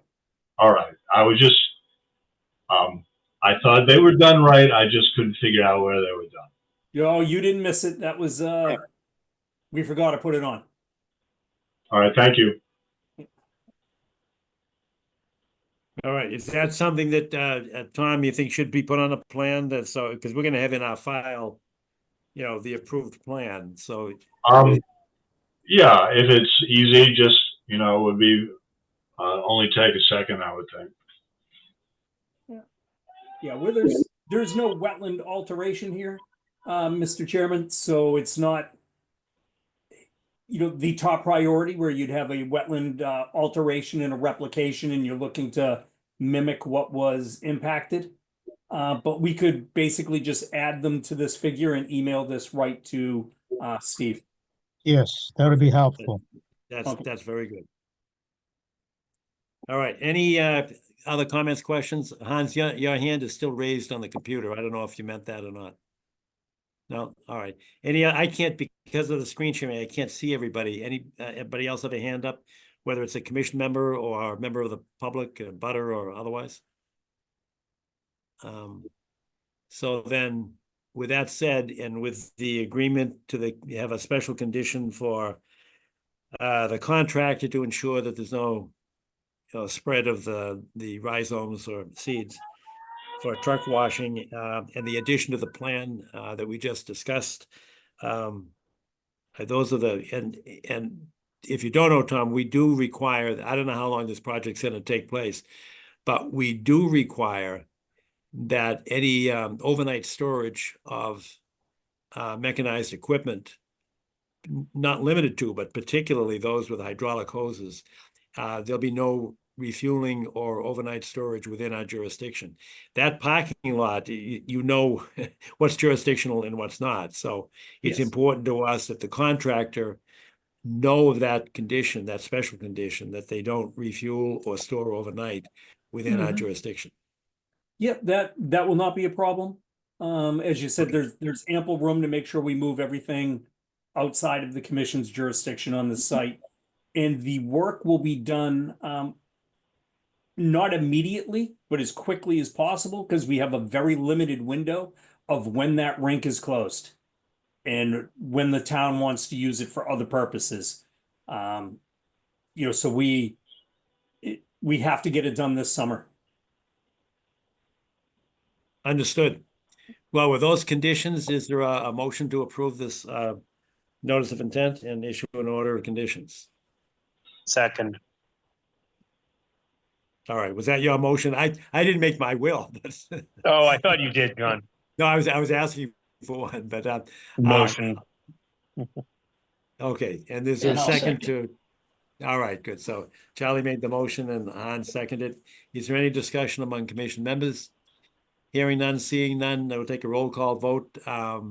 Arthur, how do you vote? You're on mute, Arthur. Yes. All right, Wendy, how do you vote? Yes. Hans, how do you vote? Yes. Tom, how do you vote? Yes. Charlie, how do you vote? Yes. And I, John Kiernan, vote yes as well. So that's unanimous. You've got your order of conditions with those special conditions. And I look forward to cleaner water going into Pine Tree Brook. Thank you. Will do. Thank you very much for your time. I appreciate it. Take care. Thank you all. Thanks, Tom. So, Next on the agenda, 6, notice of intent at 20 Brookside Park. And thank you for your patience. I know it's a long agenda. Hi there. I'm Henry McLean. I'm architect here representing you and Kristen Donnelly at 20 Brookside Park, and I've got some slides to share. I can. Oh, that's perfect, Henry. Can you assist in that, Steve? Yeah, he should be able to put them up right now. Go right ahead, Henry. Yep. So Excellent, excellent. got it there. Okay. So this is the site plan. If I zoom in a little bit, you can see this is the existing house. It's actually a double lot that they own. This is the line of the limit of the 100-year flood, the green, and the 50 and the 100-foot buffer to Pine Tree Brook.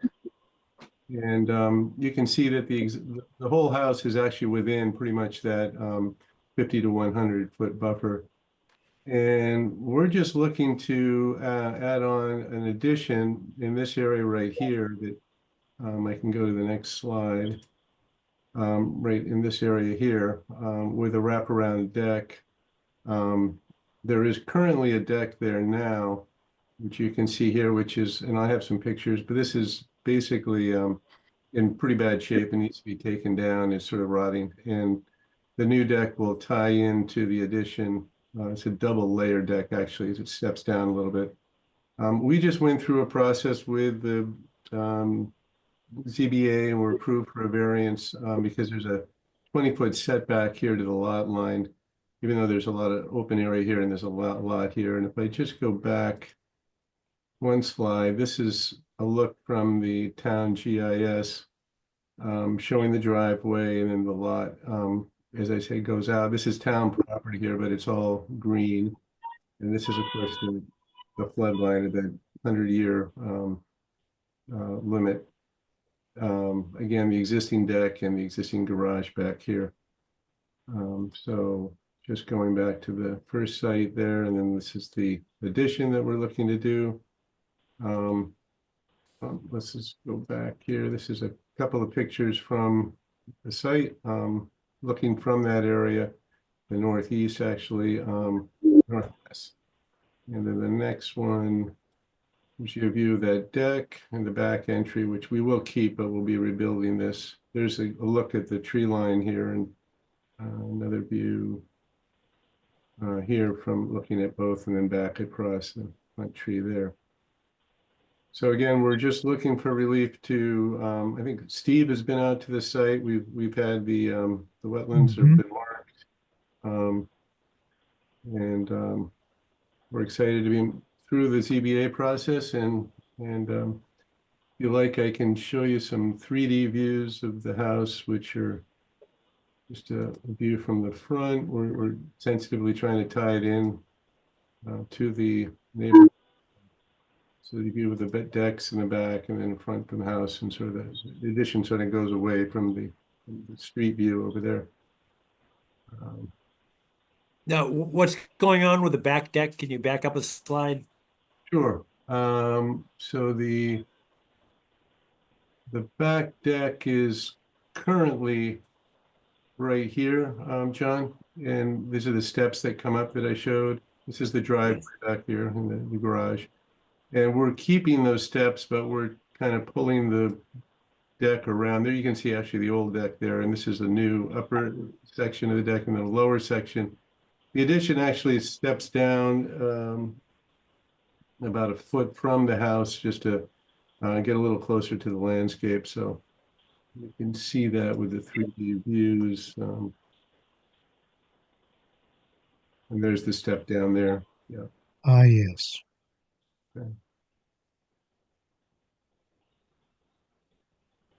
All right, understood.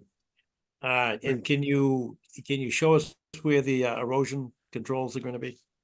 Yeah, this is the line right here of the erosion control, the sock essentially will go from the garage right along here and all the way through, even onto the property of the, this is that little yard that's sort of extension of their yard, but it is town property right out here. Understood. All right. Do you know what kind of equipment you'll need for the addition, for the work? Well, they'll be, doing a, probably backhoe here just to, pull up the, dig down and put the addition. We are doing a basement here that's going to be, sort of a truncated basement, but there'll be storage down there. And because the house steps up about almost 4 feet from the grade, we're going to sort of sensitively address that issue with some stone. You can see it there, but this is going to be stonework here. Oops. Go back. Yeah. Wrapping around the corner just to tie into the rest of the foundation of the house. Oh, and this area of the brook is all hard walls here, correct? This is not I believe there was, bank. and I think Hugh Donnelly is on board with this. He can explain a little bit, but I think there was whoops, sorry about that. There was some rework done on this section here, maybe a few years back by the town, on the brick walls there. So, but it's it's pretty well treed over. Let me just go back here. It's very close to vertical. Yeah. Vertical. Yeah. Right. No, understood. And you're not doing any work there, correct? Absolutely. We're back from that. Yeah. And as I say, the whole house is essentially within the 100-foot buffer as it is right now. Okay, understood. And I think you heard we had a discussion, the last applicant DCR about storage of equipment, refueling and storage of equipment outside of our jurisdiction. So I'm not sure, how long it's going to take. I know you said a backhoe, but it's a problem for it may be a problem for the contractor, but the order conditions will specifically state that the hydraulic equipment, any mechanized equipment, has to be stored overnight outside of our jurisdiction. So just make sure that your contractor knows that. Outside of the jurisdiction of the, oh, okay, out of the, I'm not quite sure I understand what the jurisdiction of Milton? The Conservation Commission. Okay. So I don't know if they're going to try to use a staging area or something, but that's actually, that's our regular standard, and that's a 200-foot jurisdiction next to Brookside Park. So it'll require some discussion with your contractor. In other words, to move the equipment off 200 feet away from, another 100 feet down the street is what you're saying. Okay. Correct. During construction, even overnight, obviously not when they were doing the work. Yes, obviously when they're working, they need the equipment. Right. Yes, they do. Okay. And yeah, okay, certainly that'll be a discussion when they go for the permitting, and they will, that will be passed along to the building department from you in writing of sorts. Oh, Is it's that- part of the order of conditions. Yeah, It's gonna be okay. recorded in the registry of deeds and Yeah, it- and it'll be up to you to make sure that the contractor actually has a copy of the applicant. I didn't mean to put it on you, Henry, but the applicant is required to give that order of conditions with the special conditions to the contractor. Okay, and we'll have a pre-construction meeting, Henry, okay, great. with the contractor. Yeah, And he or she will have had to read the order of conditions because there's a quiz. yes. No, he's a great guy and he'll be very, managed. Sure. So, yeah, Matt Henry is the. Oh, fine, yes. Yeah. He's a great guy. He's done a lot of work in Milton. And, Yes. Yeah, good news. Any questions from commission members?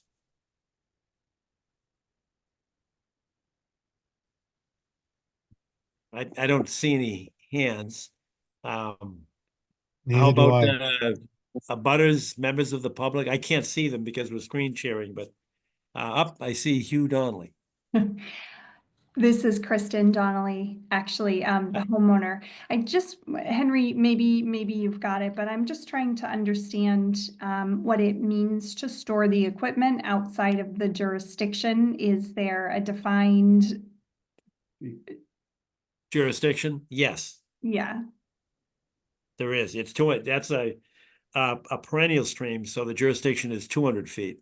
If it were an intermittent stream, it would be 100 feet. So you just have to park it out, not you, but the contractor would have to park it 200 feet away from the brook. The Okay. And red that includes line refueling. at the That's top overnight of now. this. right. yeah, this is 100 feet here, Kristen. Exactly. So, yeah, it'll have to You've be gotta go. further up the street and conversation with the neighbors or with the contractor. And as Steve says, we'll have a pre-construction meeting. at this time. Pre-construction meeting, yes. Okay. We can review all that with Matt and make sure that, and it may be that they can do it all in a day and be done. And then it won't be an overnight. So. Yeah. Yep. Got it. Thank you. I just wanted to make sure I understood that. and could Sure, communicate. it shouldn't be a problem. The only time it becomes a problem if the contractor ignores us. Usually the homeowners are fine and say, okay. But that's why that pre-construction meeting with Steve is important, just so that they know that, it is a condition of the permit. But Right. it's workable. It's not going to be an obstacle for you, or it shouldn't be anyway. Okay. And does that need to happen at a certain cadence in advance of construction starting? Or can it happen on the site the day construction starts? Or does it have to happen 3 weeks before? Or That's a fair question. I'd like to Steve? see this, I like to see the site once the erosion controls are in. We check the erosion controls and then review the orders at the same time. okay, So that's when you just give me a call. How's that? Or an email. sounds so simple. I try to make it as simple as possible for everyone involved. That's the Yeah, point. and the erosion controls will go in very close in time to when they break ground. Right. A day or so. So it is close to the beginning of the construction.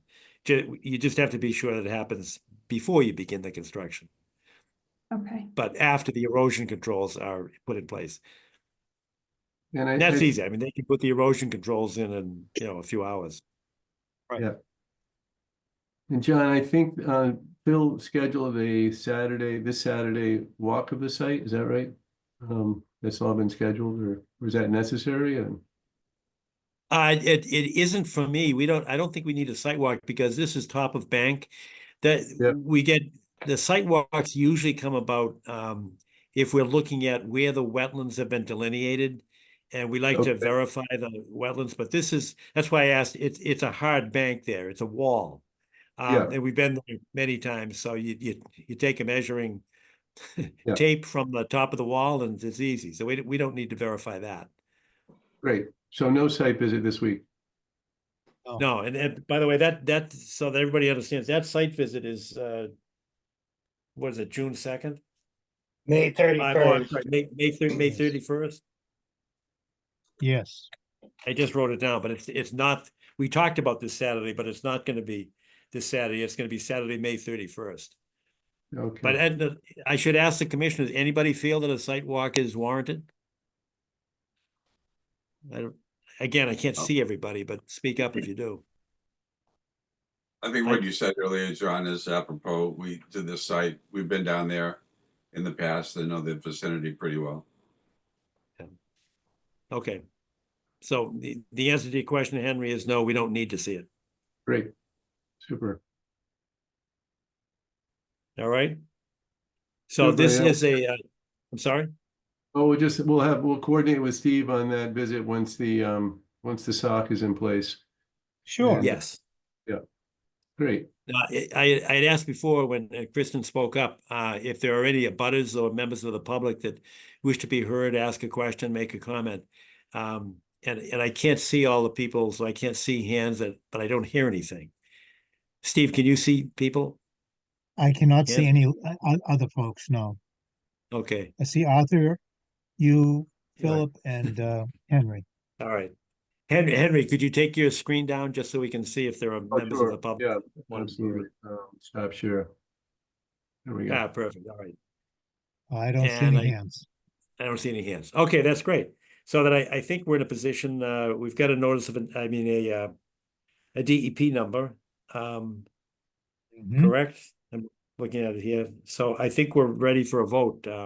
Is there a motion to issue an order of conditions with the special conditions that we've announced, the erosion controls and the no storage overnight, no refueling, et cetera? Is there such a motion? I'll So make that moved, Mr. motion. Chairman. Okay, Hans, you made the motion? I'll All right, is second. there a second? All right, Arthur seconded it. Is there any discussion among the commission members? Seeing and hearing none, we'll go through a voice vote. Arthur Doyle, how do you vote? Yes. Wendy Garpo, how do you vote? You're on mute. Yes, I'm having some trouble with my computer. My All apologies. right. Oh, thanks, Wendy. Hans, how do you vote? Yes. Tom, how do you vote? Yes. Charlie, how do you vote? Yes. And I, John Kieran, vote yes as well. That's unanimous. So you have your order of conditions, and just stay in touch with Steve for that pre-construction meeting. Definitely All right, will. Henry, thank you very much. Kristen, thank you very much for your patience. Thank you all. Thank you. Have a great night. All right, you too. Okay, next on the agenda is certificate of compliance, Boston Gas Company.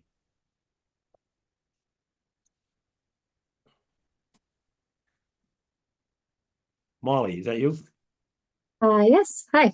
Good Hi. evening, everyone. My name is Molly Lennon. I'm with TRC. I believe I'm joined tonight by Erin Worski-Cahill from Boston Gas Company. So we submitted a request for certificate of compliance for the Milton Take Station culvert replacement project. This involved the replacement of 3 culverts under the access road leading to the Milton Take Station. These culverts hydrologically connect wetlands on either side of the access road. And prior to work, we installed erosion controls, which included straw wattle around the perimeter of work.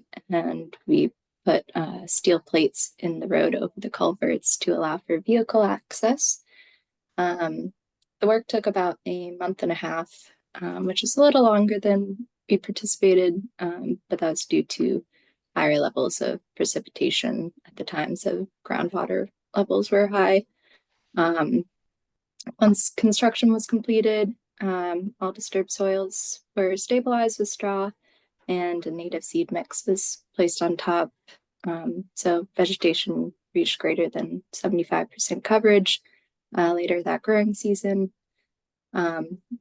All work was completed in compliance with the order of conditions that we received for the work, and there were no deviations from the original plan. The as-builts were included in the request for certificate of compliance. Happy to answer any Thank you. questions you all might have. I do have a couple, because I understand that this is, in the original order of conditions, the commission was to receive, construction reports, regular construction reports, and I don't think we received them. Am I correct? I sent this over earlier today to Philip and Steve. Right, but the construction reports were to be given to us during construction, correct? Yeah, I believe so.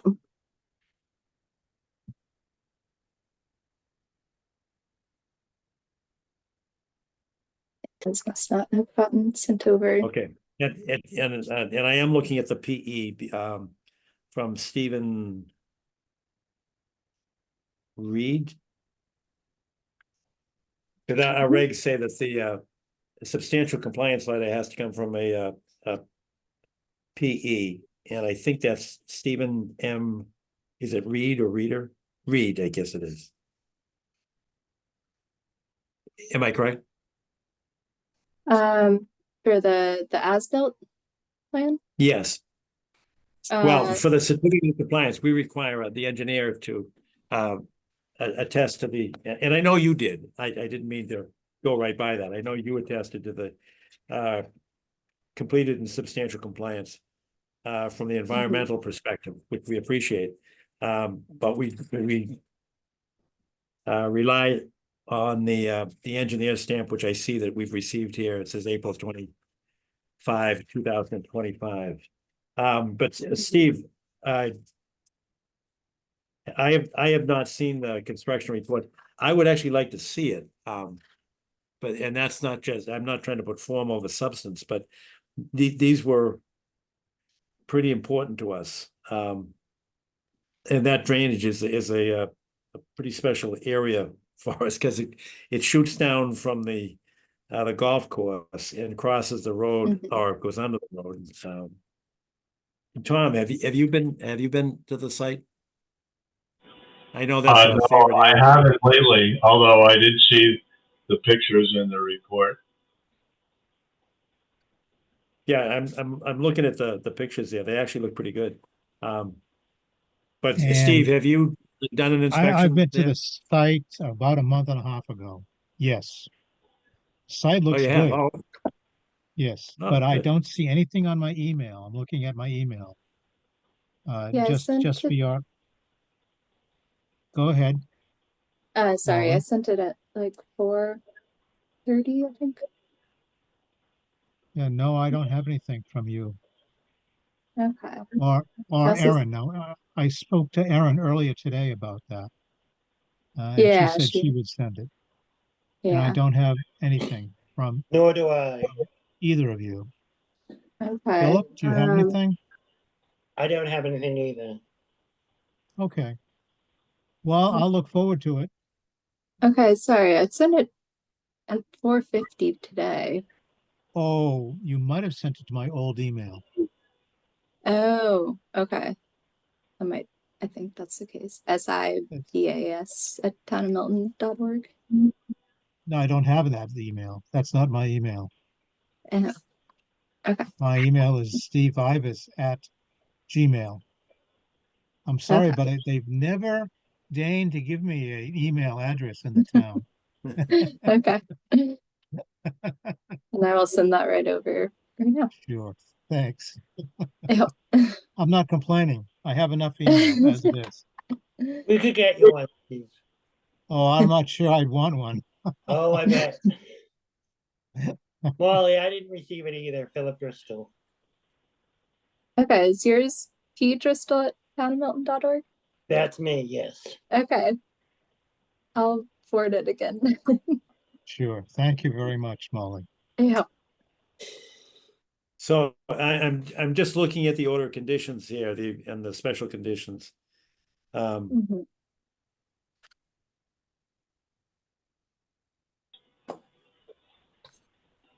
It's a provide construction inspection reports, 44 project reporting on a bi-weekly basis. A pre-construction meeting with representatives, I assume that took place, Steve. Project will be done. Okay, so we did, Yes, my understanding is we didn't get any reports. that's correct. So I'd certainly like to look at them. And I don't mean to slow you down at all, but I prefer to take a look at them. Because it was a special condition, but I also don't mean to slow you down, so we could actually put it on the agenda for the 31st of 31, May. Yeah, yes. you don't have to be there. I just like to have our file complete because we don't have the reports. Yeah. So I don't see an obstacle or a problem, but maybe I am a form over substance guy. I claim not to be, but I really would like to receive the reports for our file. Yep. Any questions from commission members? I mean, the pictures look good.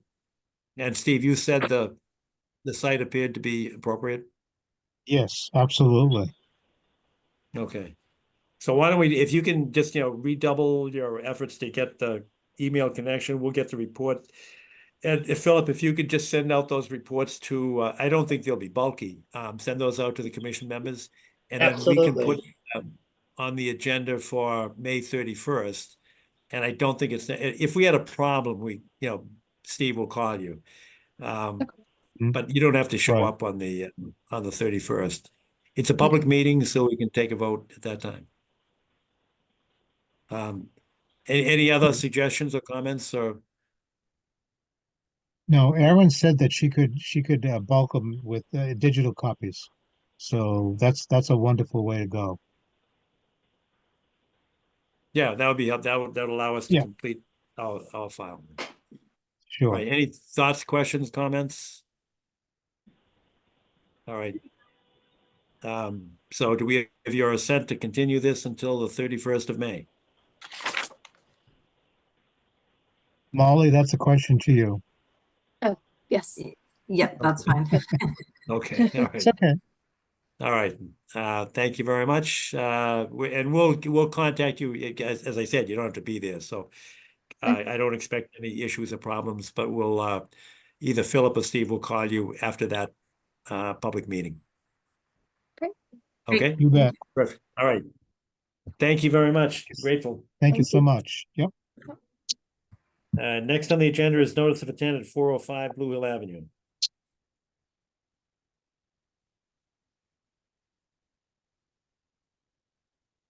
Hi, who's presenting? Bet you're gonna see Debbie Anderson right now. Hi, Debbie. Hi, how are you? Very well. Yourself? Good, thank you. So I'm Debbie Anderson. I'm here representing the owners of 405 Blue Hill Avenue. One of the owners is here, if we do have any questions. So I don't know if you're familiar with this site. It's basically a single family house that was in the process of being reconstructed. And the owners had a building permit and then were told that they needed a wetlands permit as well. So I was hired to go out and delineate the bordering vegetated wetlands that border on an intermittent stream along the back of the property. So the site is a 20,500 square foot parcel on the westerly side of Blue Hill Avenue. And it's developed with a single family house about 1,200 square feet in size, constructed in 1950.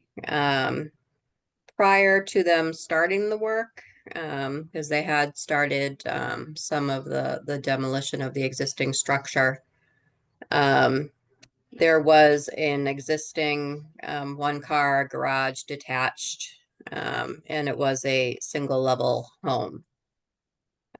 So as far as what they did demolish, they did go down to the foundation and part of the structure. I can share some photos and such in a bit. And they had taken down the existing garage. So I went out and I delineated, as I mentioned, the bordered vegetated wetlands along the intermittent stream at the rear of the property.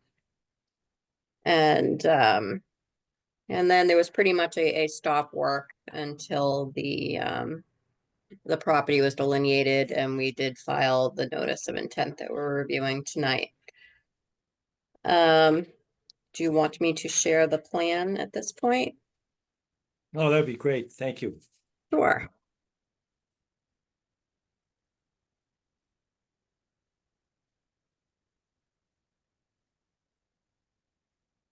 Okay, can you see the plan? Yes, Yes. yes, we can. Okay, do you want me to zoom in a little? Yeah, that would be helpful. Okay, let's see. Where is my zoom? Oops, that's interesting. We don't want to look at that, even though it is adorable. Let's see. Try again. I'll try again. And now my plan has disappeared. It is late in the day, so just give me 1 sec to pull that back up. No, we are used to computer glitches. Yes. Okay, that is an older plan. This is the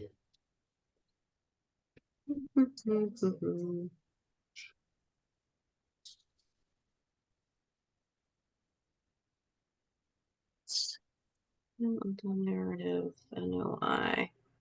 Okay, well, this is the plan that I have. Okay. It will do. This will do. We don't have a DEP file number, just to get that out of the way. Right. So this is the existing structure. As I mentioned, part of it has been demolished down to the foundation. And there was previously in this area a detached one-car garage.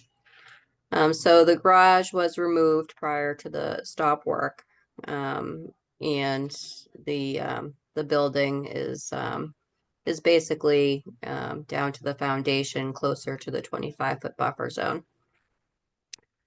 So as you can see, the wetlands go along the rear portion of the property, follow along the intermittent stream, and come up to right about here on that side of the parcel. So the 25-foot buffer zone does come out to this area. Part of the existing foundation is located in that area. They were not proposing any additional ground disturbance or any work within the 25-foot buffer zone. This proposed porch and second floor balcony is no longer part of the application, so no work would be taking place in that area. The work that is proposed is to construct a new 2-story garage and a kind of mudroom breezeway, kind of connecting that to the existing house. Let's see.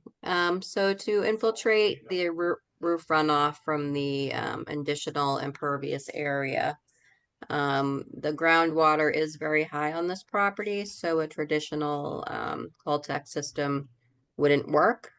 So our engineer is proposing this rain garden in this area, and there's more detail on the other part of this plan as far as plantings and seed mix and that type of information.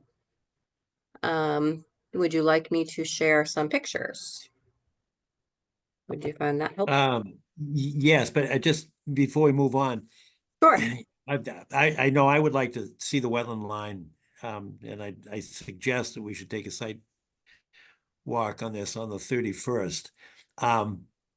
But I'm concerned that if we're asked to approve a plan, that it's got something on the plan that's not part of the proposal. That needs to be So that amended. is on the other plan that I was trying to pull up, which it was revised by the engineer to remove that. So there is a Okay, note on good, then. there to remove that from construction, and that's the All right. plan that was submitted to you. My apologies. All right, thank you, thanks. Sure.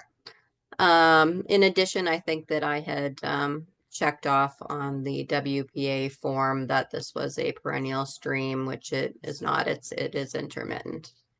All right, good. I caught that today, Debbie, just FYI.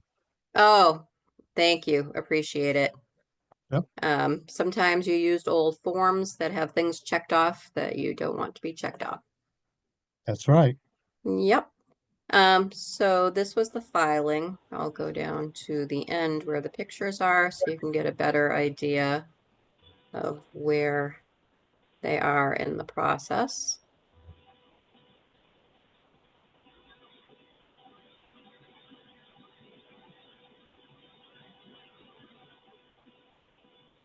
Okay.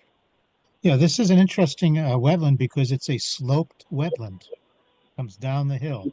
Right. Yeah, I know. I was talking with the engineer, and he was talking about how it slopes towards the road as opposed to towards the wetland, which is unique. Right. So when the project was stopped, this is the front of the house. And this is along the left side of the house. So they were just bringing it down to the foundation in this area. This is the back of the house. And so it still has the foundation. They had started constructing on top of that when the work was stopped. That's kind of a closer up look. So that's the portion of the house that's closest to the wetland, the 25-foot buffer. This picture is also down the left-hand side of the house. This is the rear of the property. So the intermittent stream channel runs along the back. There is a lot of woody debris in it. Stream, that's yes. yes, And that's that's an a good old thing. chimney. Well, yes, to some degree. So this is looking from the wetland was behind me, and that's the rear of the house currently. This is the driveway, so the garage had been demoed previously. And that's just a picture of the stream channel. Do you know where the wetland discharges to? Oh, That's the $64,000 question. yeah, right. And does it have a low end? Where's the low end? The low end is a point, down gradient. So it goes into the ground. It basically goes into the ground. Not into a pipe or something? I did not see one. Did you see one, No, Debbie? I did not see one either. No. And That none happens. of the GIS maps picked up on that either. Right. It's odd that you have a stream channel that just ends. True. It's the wetland is not a stream channel. The wetland is a BVW. The stream Right. channel goes off to the northern side of the property. So it flows away from Blue Hill Ave. It parallels Blue Hill Ave. Yeah, so if this is the property, so the wetland, came up towards the street, and along the rear of the property is where the stream channel is. So it flows northwest? Yes. Gotcha. Right. Okay. And there's a larger wetland up gradient off property, off site. Yeah, it really is pretty big. It's like the size of 3 house lots or something. Yes, exactly. Yep. Yeah. I was surprised to see it up there, but that's what the glaciers did. Right. Blame it on the glaciers. Doesn't perk at all, no doubt. No. No. Had very high groundwater. Yep. So how does the stream appear on the USGS map? Oh, That's a good question. I didn't take a look at USGS. Oh, I do have USGS, All right. and it didn't, Okay. yeah, it doesn't show up. Yeah, I'm not surprised. Yeah, It's really small. it is. So, I was just curious when you said it was a mistake when it was checked off as perennial. Was that just like a block and copy from another form, or did you Exactly. initially? Mhm. No, I exactly. knew it. I always look at the GIS and USGS maps before I go out to a site, so I know what I'm looking for. So that was just left over Yep, from that's good wetland science. yeah. Got to know what you're looking for. That's right. What have other people seen on site? So you can find those items. All right, other questions? I think to verify the lines, we should put this on the sidewalk agenda for the 31st. I'd certainly like to take a look at it. 12 wetland flags. Yes. Do you want me to go with you on the site walk, or are you? I'm my preference would be to have you there, but I don't want to drive up to be blunt, I don't want to drive up the cost for the homeowner because I'm assuming that nor am I trying to take work away from you, but you No, don't have to be there. But there could be some questions on, relocating a flag or something. I don't know. We sometimes do that where, Steve speaks highly of you, Debbie, so I wouldn't Thank you, expect Steve. relocation to be an issue. But we do, our tradition for at least the last 33 years is to have the commission verify the flags. I see. So, yeah, Okay. your choice, I guess, or the applicant's choice. Okay. I'll talk to them about it after. I know that they're anxious to get going on this because I think they've been stalled for 2 months at this point. If you're there and we need a flag moved, it's a lot easier. Deb, just to let you know. Yeah. What time, I'm sorry, was your site meeting planned for? Well, we start at 8:30. 8:30. But that's at 30 Curtis Road. We've actually done that site before, so I don't think we're going to be there very long. That's really just a tree survey issue and an opportunity to Yes. vote. I would think that we'd be at 4:05 by 9 o'clock. Okay. Oh, if Right. I get there by like 8:45, we should. Yeah, that'll be fine. All right. All right. Any Okay. other questions from commissioners? Or members of the public, abutters or otherwise? I I know don't the see. owners were wondering if there was any work that they could do during this interim period. I think the simple answer is no. I mean, you're already at a 25-foot, and the picture showed some disturbance there. I know the demolition was there, so they're operating without a permit. Well, there in a wasn't 25 any, yeah, there wasn't any ground disturbance per se, in the 25-foot. It just went down to the station in that area. I'm sure they understand, but I did say that I would ask. So, Okay. And I just wanted to make another note that this wetland is above the upland here on this site. It's really interesting. mm-hmm. We see this kind of thing in Marshfield as well, quite often, actually. Oh, really? Yep, near the North River. Hmm. Where you'll be chasing a wetland line and then it'll disappear. And then it'll pop up 200 feet down gradient. Wow. That's Yeah. challenging. Oh, extremely. I'm glad I stick to this area. Right. All right, then. So with the assent of the applicant, we will, and I suppose I should have made that a question, but I certainly think that in order to get the data that we need to see it. Right, and Um, we don't have a DEP file number anyways, so. Okay, So you couldn't that makes close. it easy. No vote without a number. All right, so we'll continue this until May 31st at about 9 o'clock on site.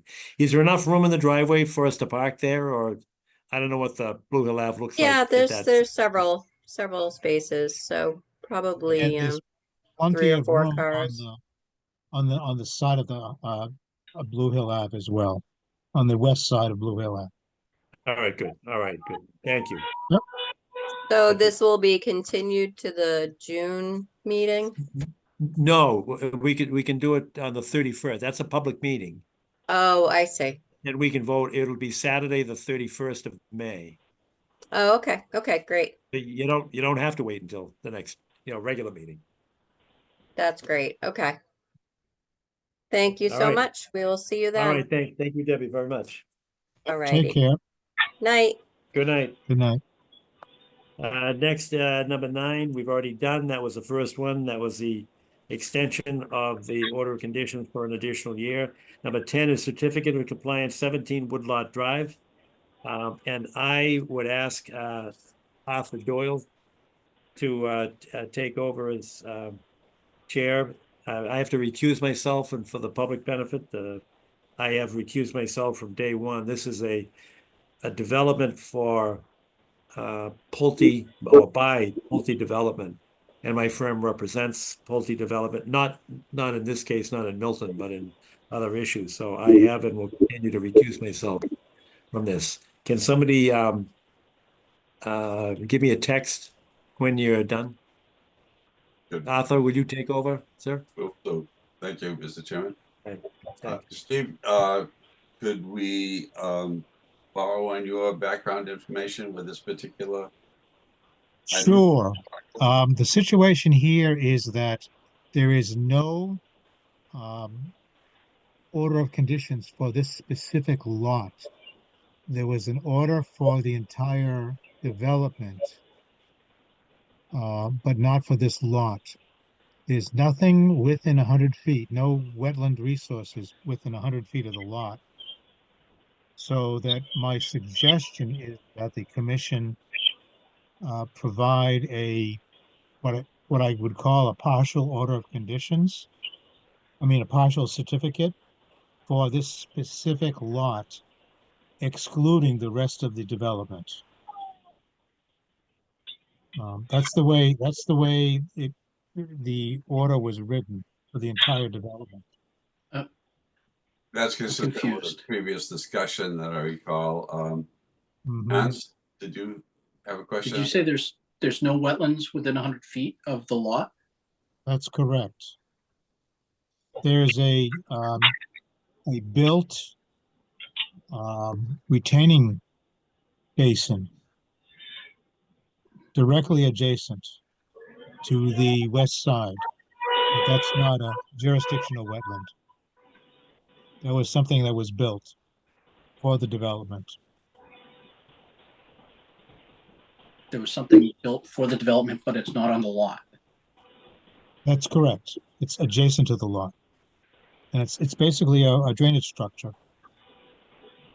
But so that applied to that property before it was subdivided. The structure was not there until. No, I know the property prior to subdivision was where the permit was applicable to. So when it was subdivided into the individual lots, that lot itself is non-jurisdictional. That's correct. So we shouldn't issue a permit, or we shouldn't be able to issue a permit or certificate of compliance for it. We don't have any say. Okay, if that's true, then what does the owner do about the bank, or the proposed owners do about the bank issues? So the bank, so there's a lien on the property, No, I believe somebody wants to purchase the property. And the and the bank bank has is said, saying that there's a covenant on the property from an order of conditions? No, they are looking for a certificate of compliance. I've never heard of that before. Neither have I. And I haven't spoken to anybody at the bank directly. Do you suggest that I do that? Well,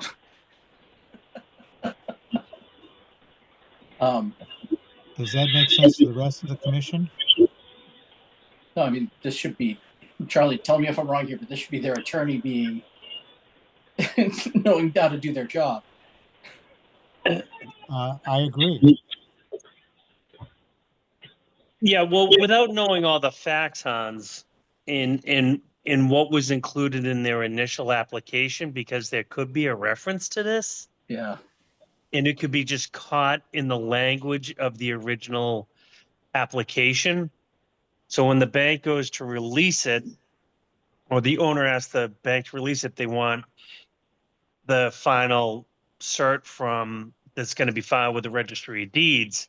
And if this lot isn't specified, if it was originally specified in the original documents, then they can't get it cleared. Does that make sense the way I phrased that? Yes. That's up to Pulte, right? Well, it depends how it was written by the Conservation Commission in the initial application. If the Conservation Commission included this lot in the initial application, that may not necessarily have been the entire fault of the developer.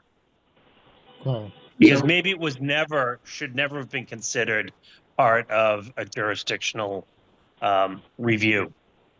For this subdivision, it was similar to other subdivisions where the roadway and the stormwater management and those aspects were part of the application, and then the individual house lots, where required, would seek, I think, Individually. NOIs. Right, NOIs, that's correct. Okay. That's why I'm so confused. Well, Yeah, and without seeing the original documents, Hans, it's Yeah. tough to make an assessment. Maybe this is something that the attorneys are going to have to give us some guidance on. I'm okay with that. Yeah, I am too. This conversation leads to the fact that we need to have more information before we can make a decision on this. Does that make Yep. sense to everybody? Yes. Hans, are you comfortable with that? Yeah. Wendy? Okay, I got your nod. Tom? Yes. Okay. So we will continue this. Yes, And- let's continue it to the 31st. Okay, and in the meantime, we will get additional information as discussed during the course of the meeting. All right, let's Thank- bring Mr. Kiernan back. Thank you, Arthur.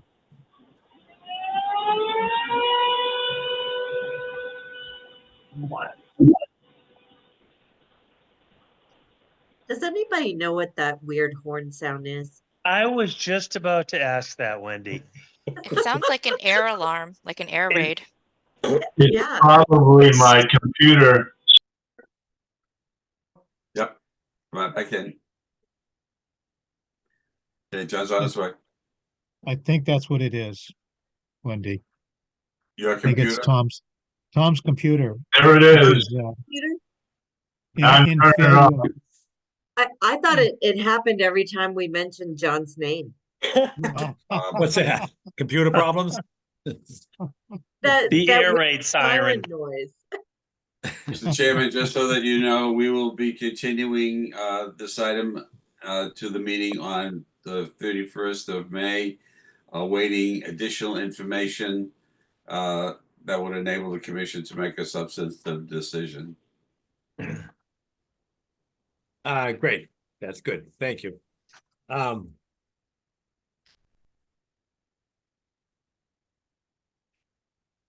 Does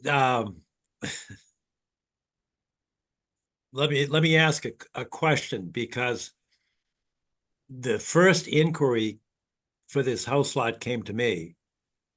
And the issue was, is it a private lot or is it within the development? And Yeah. essentially that translated into, is it a separate order of conditions and a subsequent sale?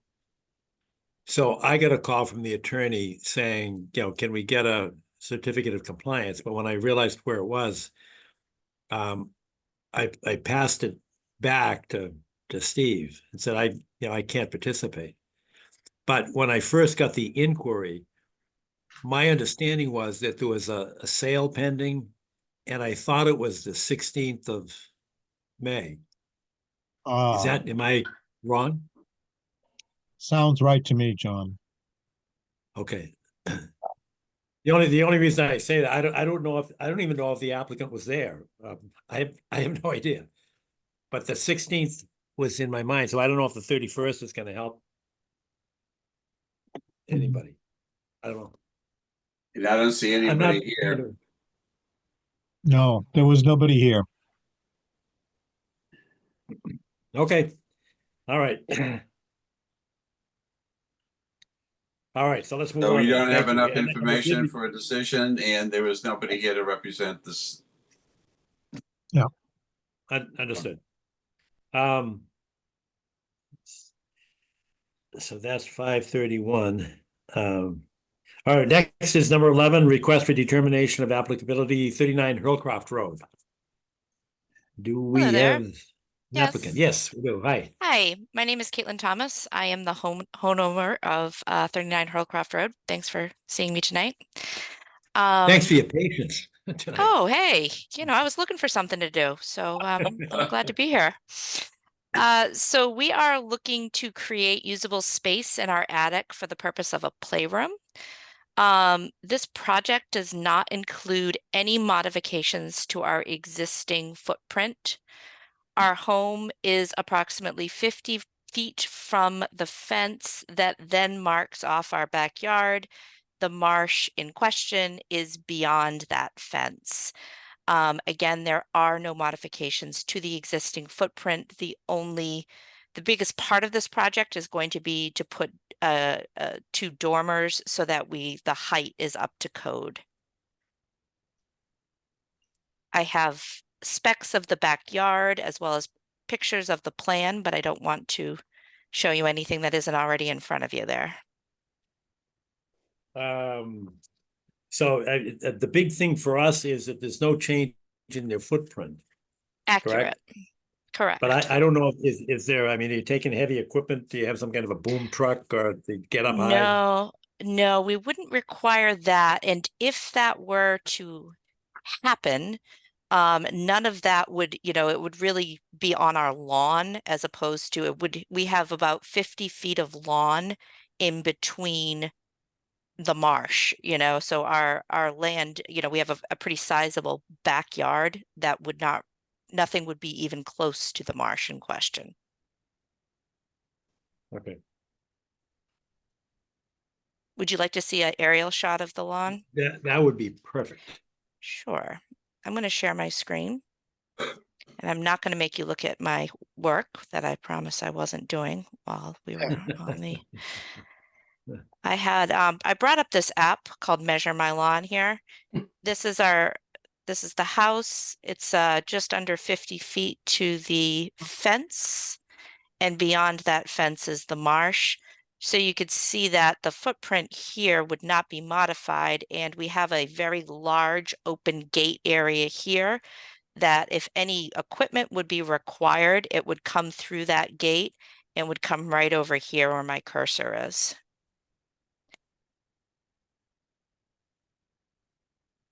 Is this helpful for your determination, or should I pull something else up?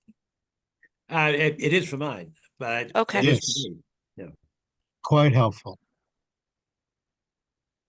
All right. This is a request for determination of applicability. Correct. And if we were to issue a negative determination, and I'm not getting there yet because you're going to get questions from other commission members, but typically what we would do is if we issued a negative determination, which means you don't have to file a notice of intent, but we'll attach special conditions.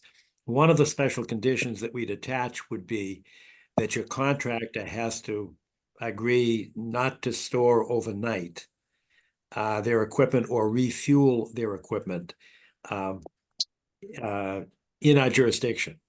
So that's really Okay. sometimes it's a contractor problem, but typically they know that if they do the work in Milton, they understand it because we've been pretty Sure. consistent a long The time. c- That's the something you have to contracting think about. company, sure, the contracting company that we're using is Finback Construction, and they've done 39 jobs. I did pull up that information in Milton very recently. So they, I'm sure, are very familiar with the specs in question, and I would be happy to reaffirm that as I'm committed to the cause as well.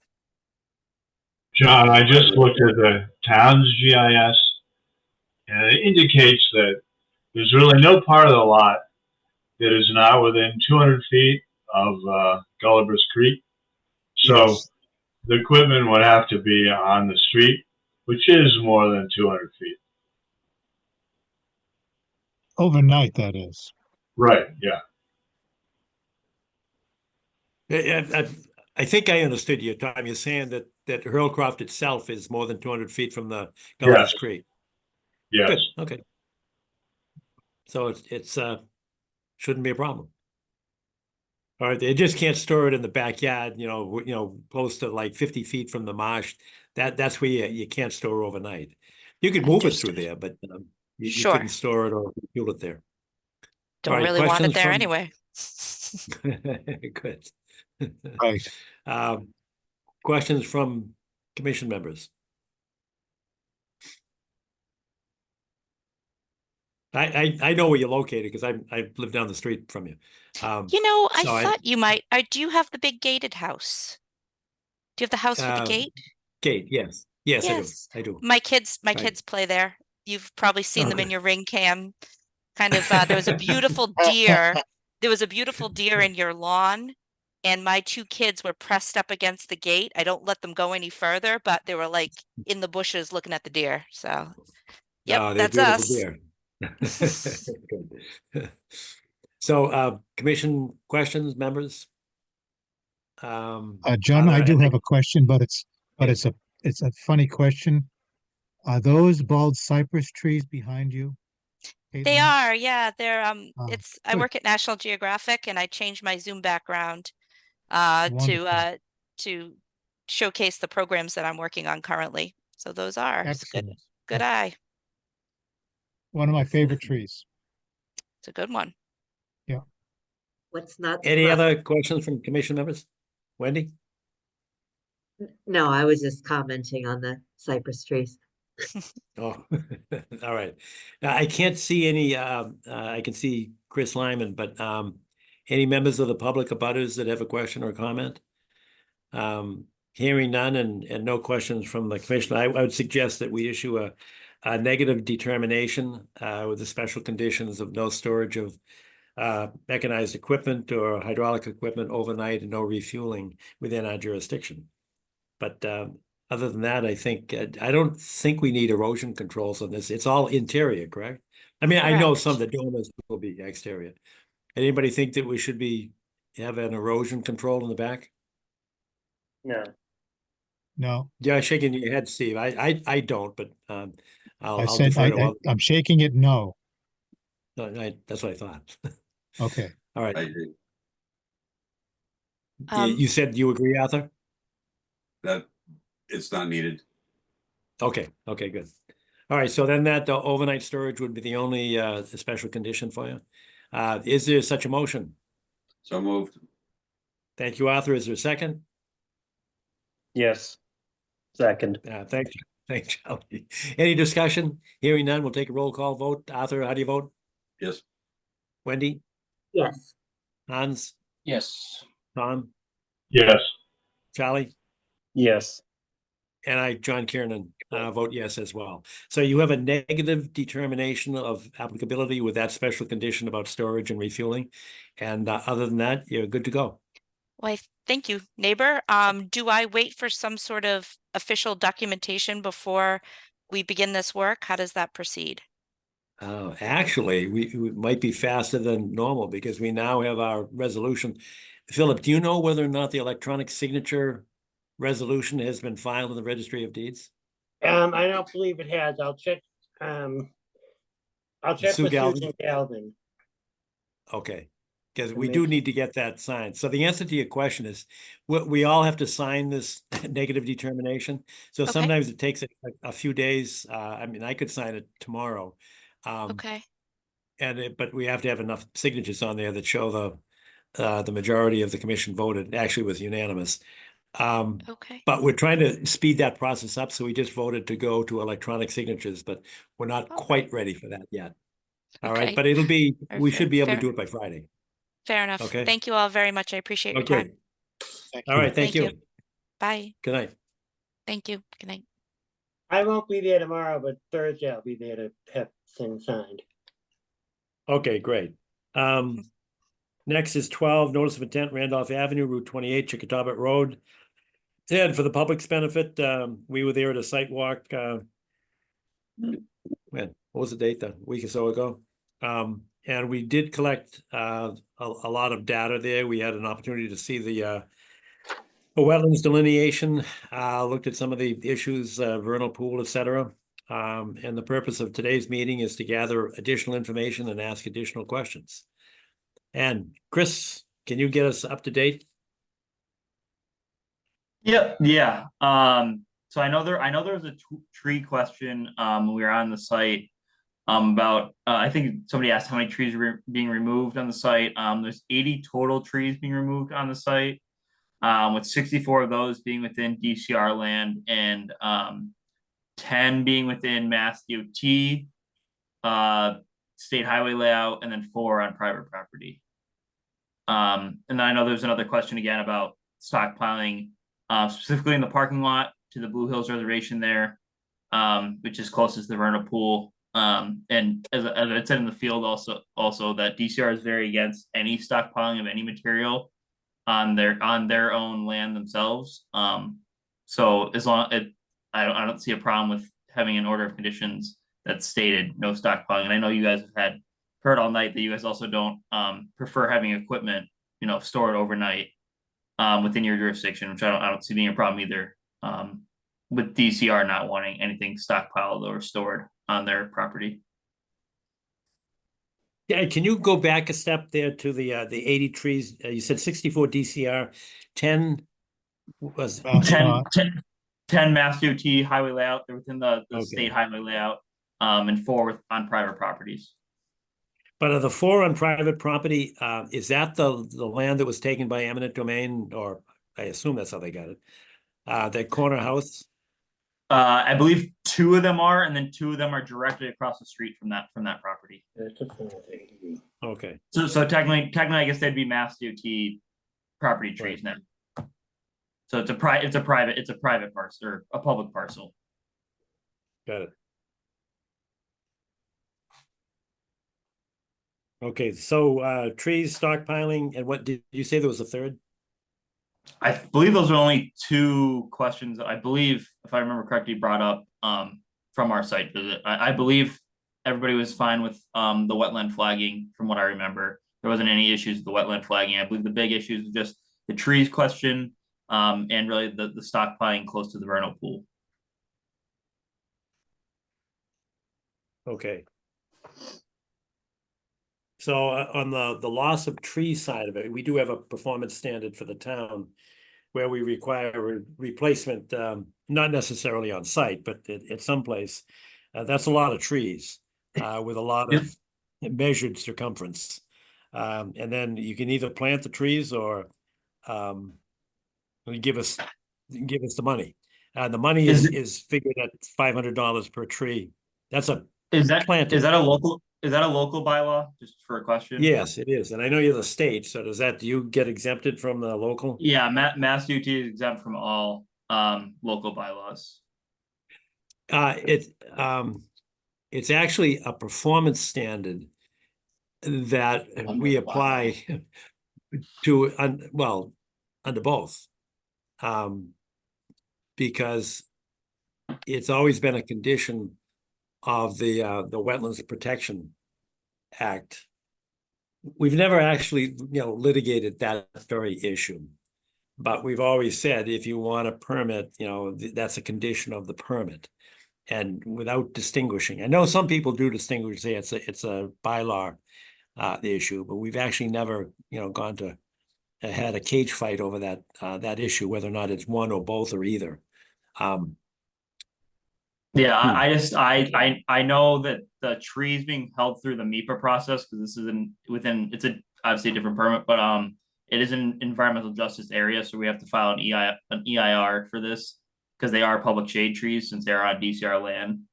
And I know mitigation with that is being worked through that process. I know there is some landscaping trees being added. I don't know again if it's going to fulfill the whole 80 that's being removed. 64 of those being considered public shade trees because they're on DCR land. Yeah.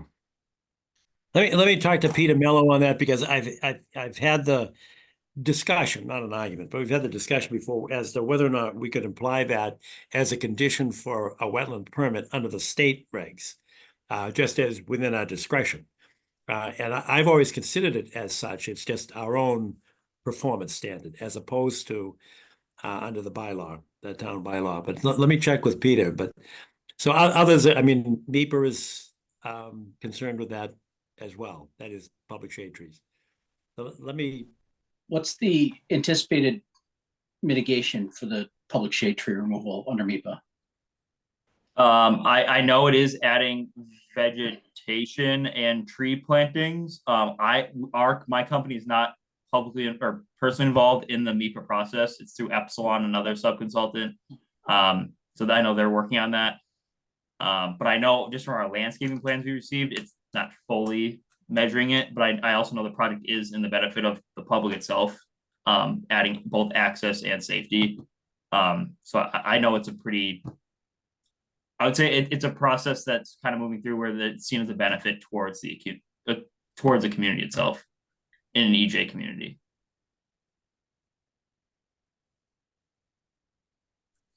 Understood.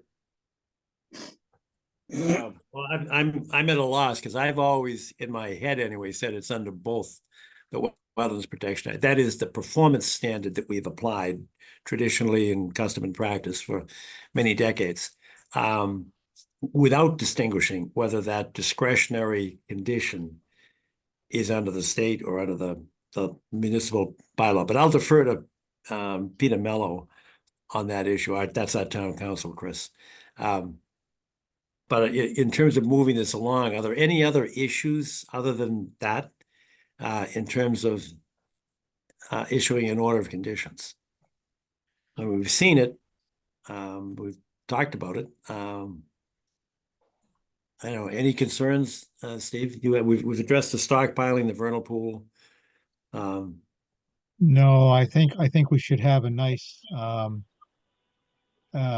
site meeting for a pre-construction, of course. Typical, with a quiz, of course. Right. And regular reports like we got from. Exactly, and regular reporting.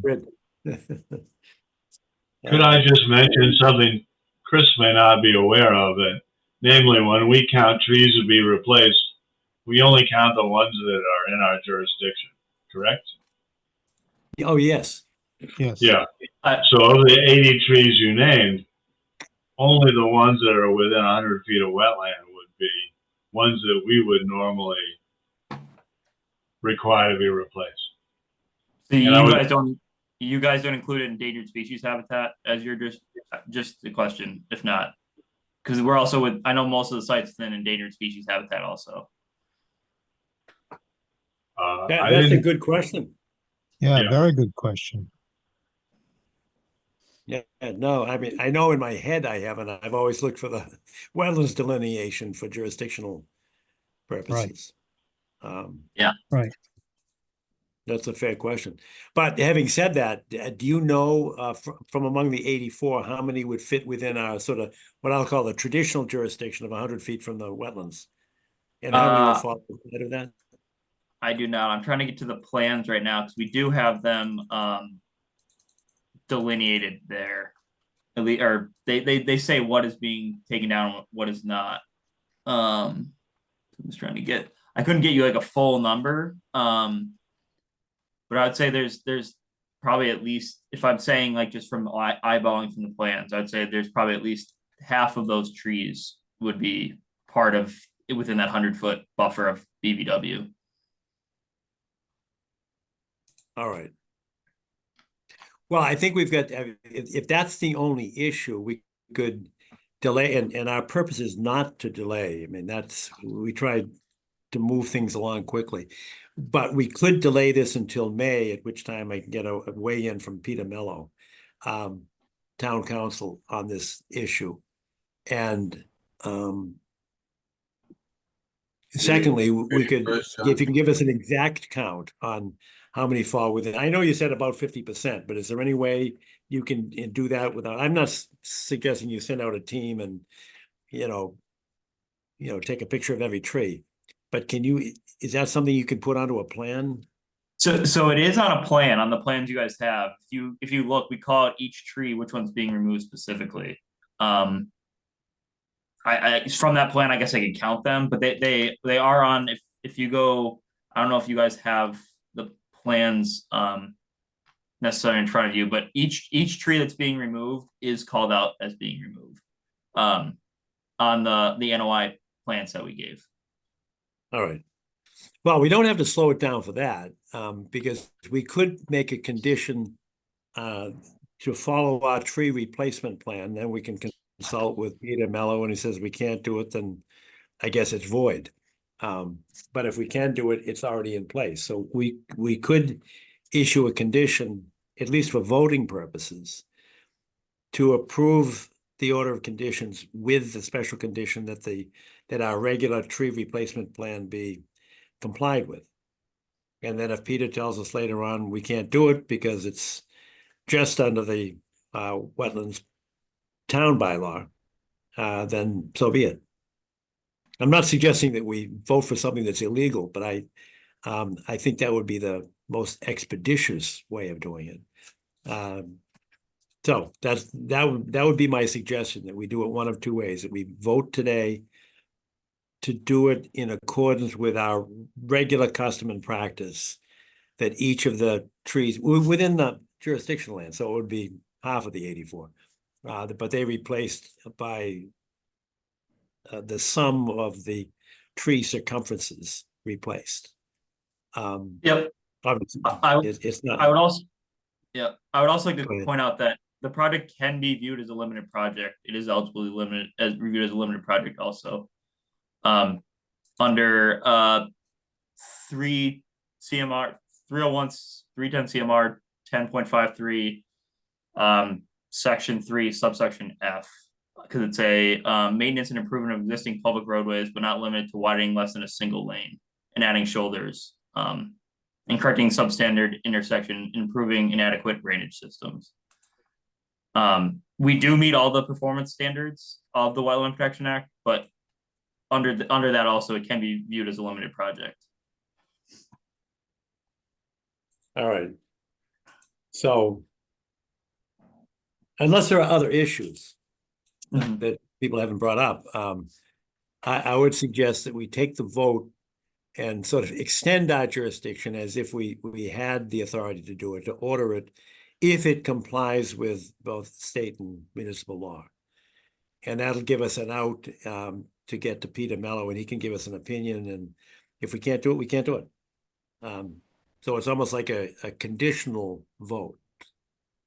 So I'd like to be able to protect the shade trees as much as possible. Sounds like MEP is doing the same thing, so we might end up at the same place. Yeah, So yeah, and DCR. I mean, it's been a 6-year process of bringing all the agencies together. I mean, we're trying our best to not, obviously disturb. This is a very environmental sensitive area, but obviously, so we've tried our best to not impact it to the maximum extent practicable.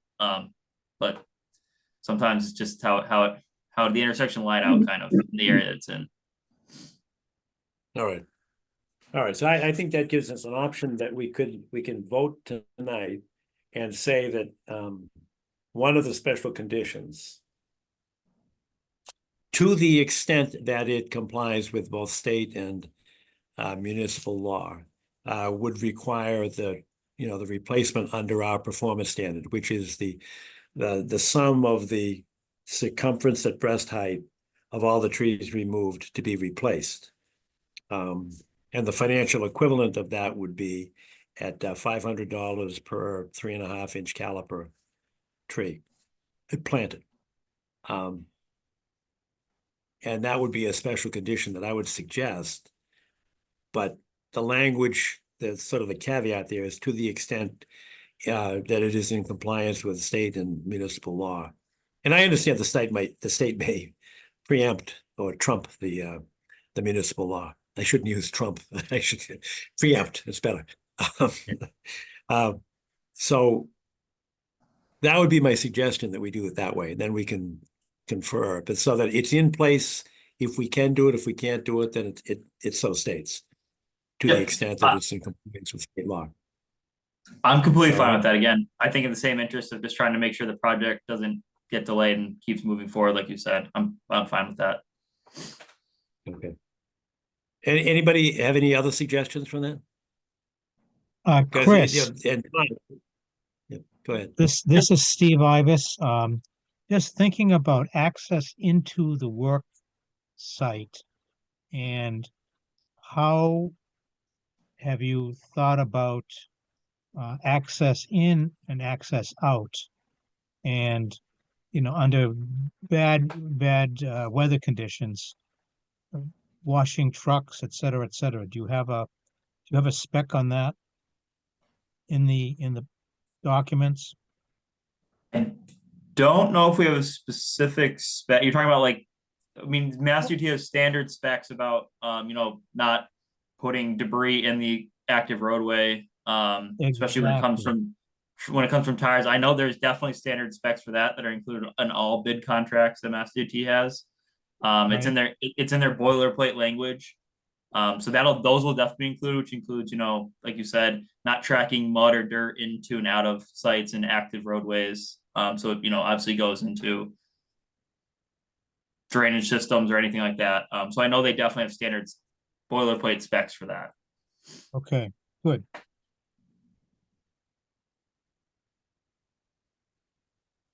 Any other special conditions? And Tom, I want your take on the proximity of the vernal pool.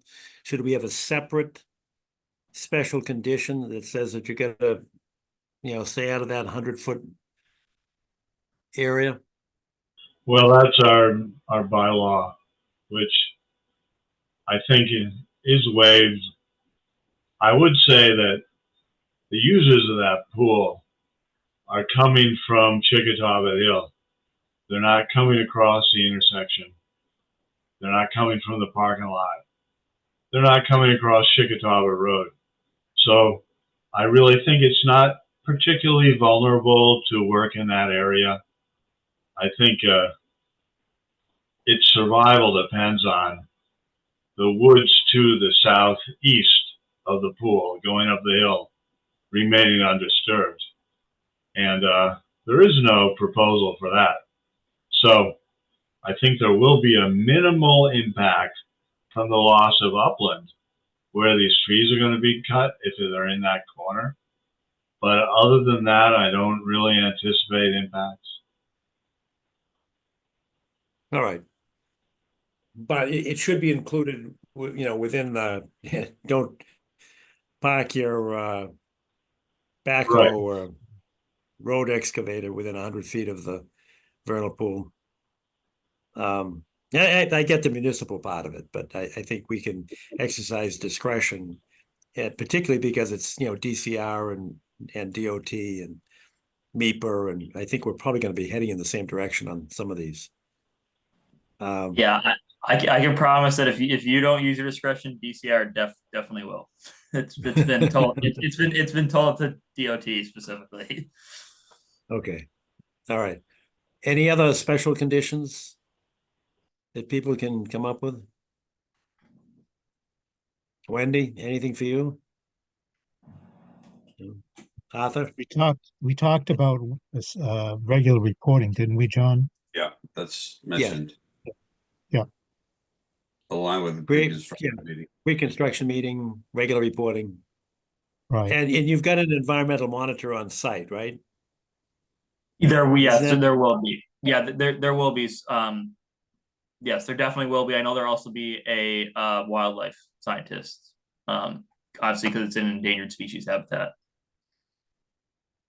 Okay. So with those conditions that have been mentioned, and I know, Steve, you're taking notes on this. I'm Am I trying. correct, Steve? Okay. Yes. All right. Yep, Thank you. that's what I'm doing. All right. All right. So if you have another special condition, please speak now or forever hold your peace. Hearing none, and without having to repeat all the things that Steve just took down by note, is there a motion to approve the order of conditions with those special conditions? I move that we approve it with those conditions. All right. And one of them, I don't know if you put it down there, but the erosion controls, I think that's obvious, but that's, but you know, that something as vague as appropriate, erosion controls. All right, so the motion is made by Tom. Is there a second? Arthur, thank you for the second. Any discussion among commission members? Hearing none. Arthur, how do you vote? Yes. Wendy, how do you vote? Yes. Hans? Yes. Tom? Yes. Charlie? Yes. And I, John Kiernan, vote yes as well. So you've got your order of conditions with those special conditions that we discussed, and I'll get a hold of Peter Mello right away. And I think you're probably right in terms of the state versus municipal bylaw, but I think we're probably going to end up at the same place given the role of DCR and MEPA. Yep. So looks like we're good to go. Thank you All right, very Chris, much. thank you very much. Grateful. Thank you. Have a good night. Take care, Yeah, Chris. good night. Next is approval of meeting minutes, site walk, April 5, 25, and then we've got in the next breath, the approval of minutes from April 8th, 2025. I don't have any comments on them. Anybody? Yeah. All right. So let's take them one at a time. If there are no revisions or amendments, is there a motion to approve the minutes of April 5, 2025? That was the site walk. So motion. Anybody? Okay. Thanks, Charlie. A second for that? Second. Thanks, Arthur. Minutes of April. They're doing the vote, John. No, I am. I'm just Undo a I'm combined just vote. comparing. No, hold the vote, okay? Because I'm looking at the agenda and it says approval of meeting minutes for site walk held April 5, 2025. And then I'm looking at the minutes and it says April 4, 2025. So one of them has to be amended. And I don't have I can look at a calendar because we know it was a Saturday. Let me go to April. 5. April 5. It's April 5. Okay, so Yes. the meeting minutes have to be revised to say 05 April 25 at the top right-hand corner. Thank you. Okay. All right, so with that revision, the motion's been made and seconded. All in favor, and I've got to go roll call. Arthur, Yes. Wendy, Yes. Hans, Yes. Tom, Yes. Charlie, Yes. and I, John Kiernan, say yes as well. Next on the agenda is the 8th of April, 2025. That was our regular meeting. Any suggested revisions on this? If not, is there a motion? I mentioned in Article 3, the first paragraph at the end, it said, Charlie noted that a large tree 4-foot diameter came down across a pathway. That's a pathway between the building and Hope's Pond. Came down and was cut at the pathway. I just mentioned it because I was there about 3 weeks ago and I didn't think it was cut. It was hard to get around it. It So- wasn't, it wasn't I was cut at there all. today. It's gone. Oh, good. Oh. All right. By the Thank you way, for doing if any of you are interested in what an elm borer, well, forget it. I won't go on. I just found some interesting insect life in that cut down tree. I think it was a double trunked swamp white maple, and one reason it went over was the trunk went in the direction opposite of where its roots would have been, but it did not have them because the other trunk was where those roots would have been. So it didn't have the anchoring on that side, namely on the northwest side, and perhaps a big northwest wind came through and blew it down because it wasn't dead. It was and I hope the trunk that remains, now that it is leaning oddly, I hope it will survive because it was the biggest tree in the area.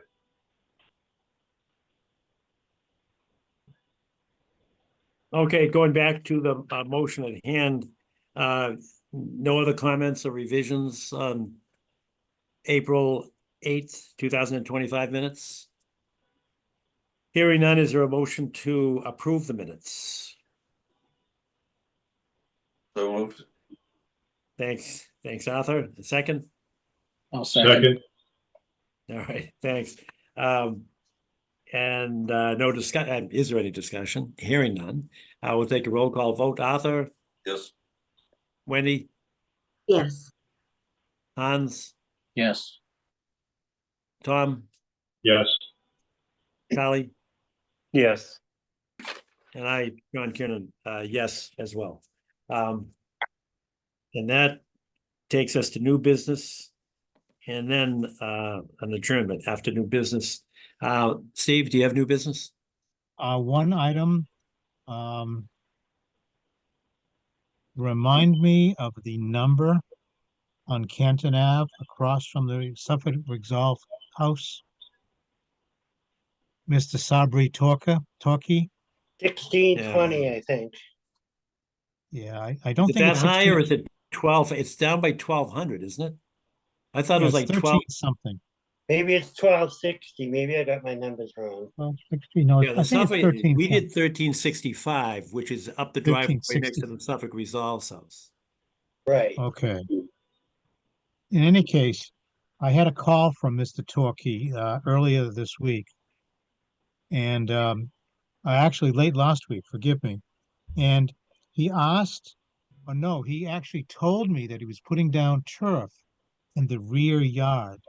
And I wanted to let the Conservation Commission know that I said to him, I'm not sure that you're allowed to put turf down. I think it was for seed grasses in that rear yard. It goes from the large house down to our friends who built the basketball court. Oh, sure. Okay, that's the house that Marion represented them. Yes. Yes. And it backs up to Mr. Vo, who had the sports court off of Blue Hill Avenue. That's correct. That's correct.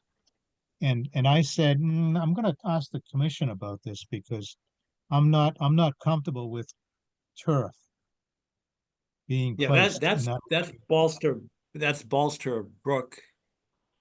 Yes. That runs right alongside, and that is a perennial.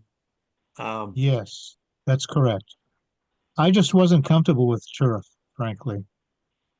How does the commission feel? the reason for your discomfort, Steve? Not, it won't be native grass. It'll be some other, hybrid. That's what I'm worried about. Wait a minute. Are you talking about artificial turf or No, are you no, talking about I'm Grass turf. talking about grown turf, they the scrape it sod out. that you roll out? Oh, okay. Yes, yeah, Fine with New that. Jersey sod, or Connecticut sod. How does the commission feel about that? I'm just asking the commission for recommendations. I have Tom, how do you found, feel? from my experience, both in my own properties and when I worked in construction, that it adheres better and it retains soil better. There's less erosion. The sod? Yeah. That's my point of view, Okay, okay. Anybody or else? experience. I agree, Arthur. I would, You're nodding. Go ahead. I would agree with what Arthur is saying, but also I agree with you, Steve, in that, I'm not familiar with any sod that is, really, has grass types that are specific to this part of New England. When Exactly. I've used it in a pinch in the past, I've overseeded it with a more native turf type tall fescue seed. Mhm. But it does, it is instant gratification. And I think that it also uses less water to get established than a seeded lawn. Okay. Thank you. I appreciate your time on that one. All right, good. So it sounds like we're okay with that. I mean, I'm okay with it. Sounds like, Yeah. yes, that's fine. When you first brought it up, I thought he was doing like a putting green with artificial turf. Because the sod. Okay. You gotcha. know, they shouldn't call that stuff artificial turf because it really doesn't resemble turf at all, in my Right. opinion. True. Right. True enough. All right. Any other additional business? Steve? Not for me. Arthur, anything? Nothing.